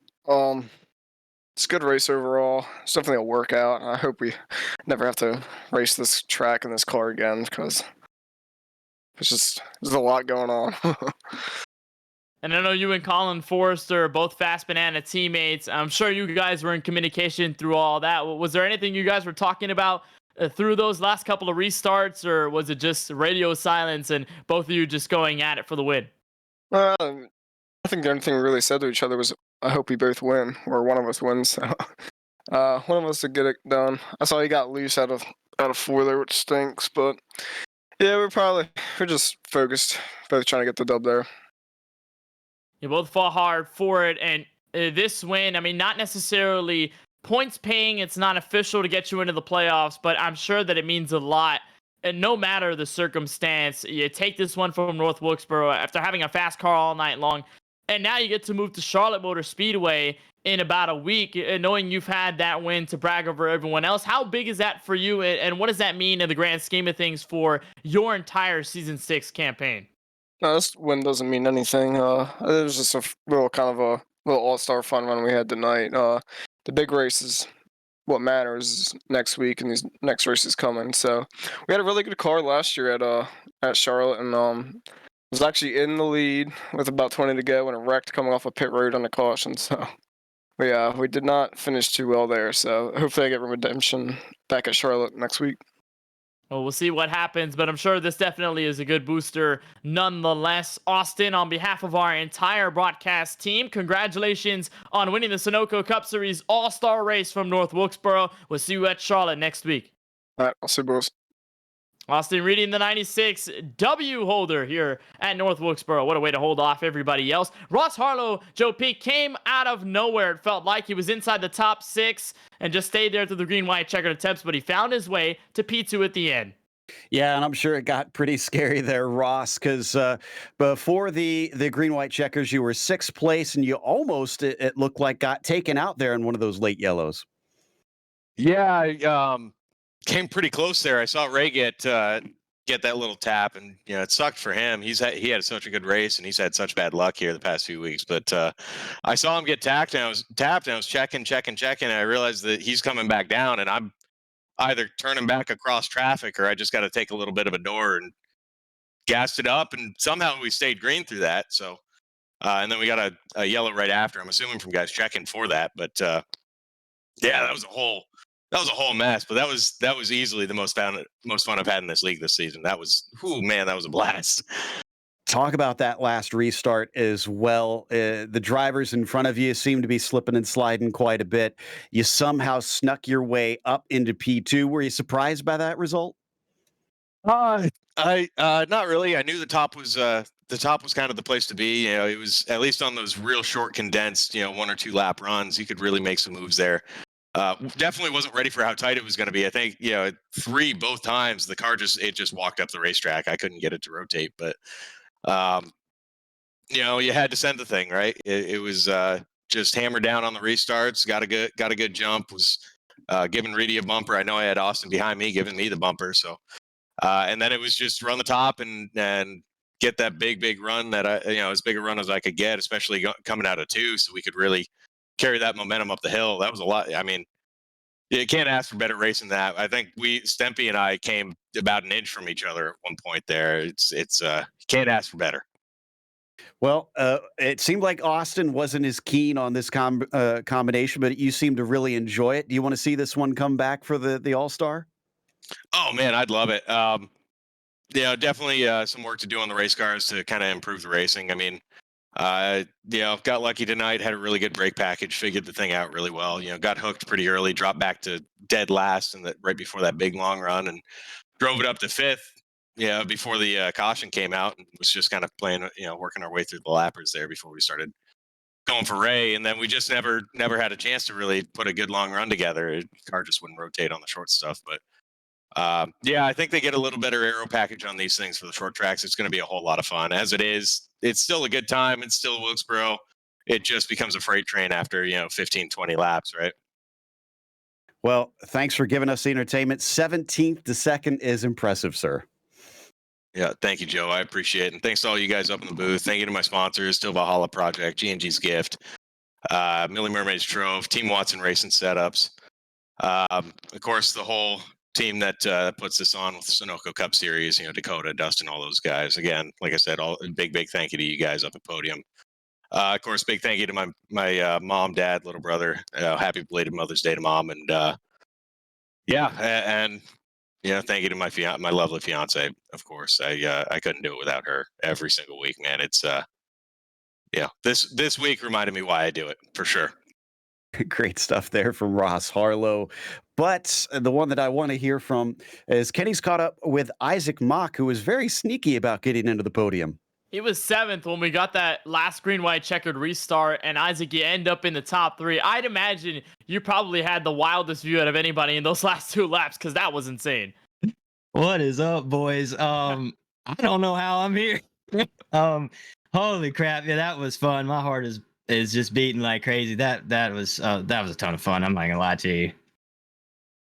And talk to us about how much fun it was. I mean, this combo, and not seen all too often in the sim, but you had it here for this all-star race. What was it like to drive? And even through that long run, how did it feel behind the wheel? And how enjoyable or how unenjoyable was it? I mean, we've had 2 different sides of the story from both Austin Riddy and Ross Harlow. What did you think of it? Oh man, you get these tires hot and it drives like a dump truck, and there's no good way to describe it. You fight every lap. About sweated halfway through there, but it's just an oddball, and I like oddballs, and the fact that nobody really has a lot of notes to go off of. You try to get every little bit every lap, and I love it, man. I like it when it gets wore out and it's hard to drive. You see guys struggling, and you get to break apart their lap by lap, their weaknesses, and just pounce, man. And it's just, I love it. And walk us through that chaos near the end. I mean, I have to imagine you're watching drivers in front of you battle, a lot of them getting sideways. What was it like behind the wheel? What were your thoughts in the moment as you saw the 14 get loose and then the 81 and the 31 spin right in front of you with the exit of 4 coming to the checkered? Just don't hit them. That's all I was praying for. And nobody to overcorrect it and come back up. Which I'm glad these guys just kind of let it happen instead of trying to save it and take out more race cars. But it is just wild. I mean, you don't have hardly any control out of the corners, and then when you see guys spin, and there's a guy going to send it on your outside, so you're trying to thread every needle you could find and not lose spots while they're still wrecking. But I just can't believe they just kept wrecking in front of me. I told this guy I didn't pass nobody. They just got out my way. Hey, it's right place, right time, and sometimes that's all you need. Isaac on a 3rd place finish here in the All-Star race from North Wilkesboro. I'm sure this is going to be some great momentum heading over to Charlotte Motor Speedway next week. Thank you for joining us. Beautiful scheme out on track, by the way. We'll see you at Charlotte next week. Yeah, thanks to Steven Stimpian and Wicked Stimp Designs on that beauty. I cannot wait to see it next week. I love Charlotte, so we're just going to let this baby ride as hard as we can. Thank you guys as well. That's Isaac Mock, 14th to 3rd. And what a sight it was for that 47 car in those last 2 laps of this all-star race from North Wilkesboro. We wrap things up, and like Isaac said, I'm just going to take his words. It's an oddball track. Nobody really had notes on this thing before we started, and what a race we had. We had a long green flag run. We had chaos at the end, and it's Austin Riddy who held out on top in those last 2 laps. What a brawl. That's what I loved, is that we had a little bit of everything tonight between both of the races. And yes, it got a little slow at the end, but the racing was fantastic out there. And despite everybody really kind of getting aggressive, I think I still felt a real sense of respect between them all. Yeah, they all had a lot of respect. They raced each other clean for the most part. We had some great racing out on track. And we should have that multiplied again next week. Charlotte Motor Speedway on tap next. A return back to normalcy, I guess, question mark, as we go through this regular season. We're getting closer to playoff time. What do you think about Charlotte and how that's going to fare out? Well, I think it's a lot more of a known factor because, I mean, it's just like in real NASCAR where so many of the teams know it inside and out. You have a lot of drivers who came up the ladder on the oval side, racing that track a bunch. So I think it's going to be hard to find an edge there.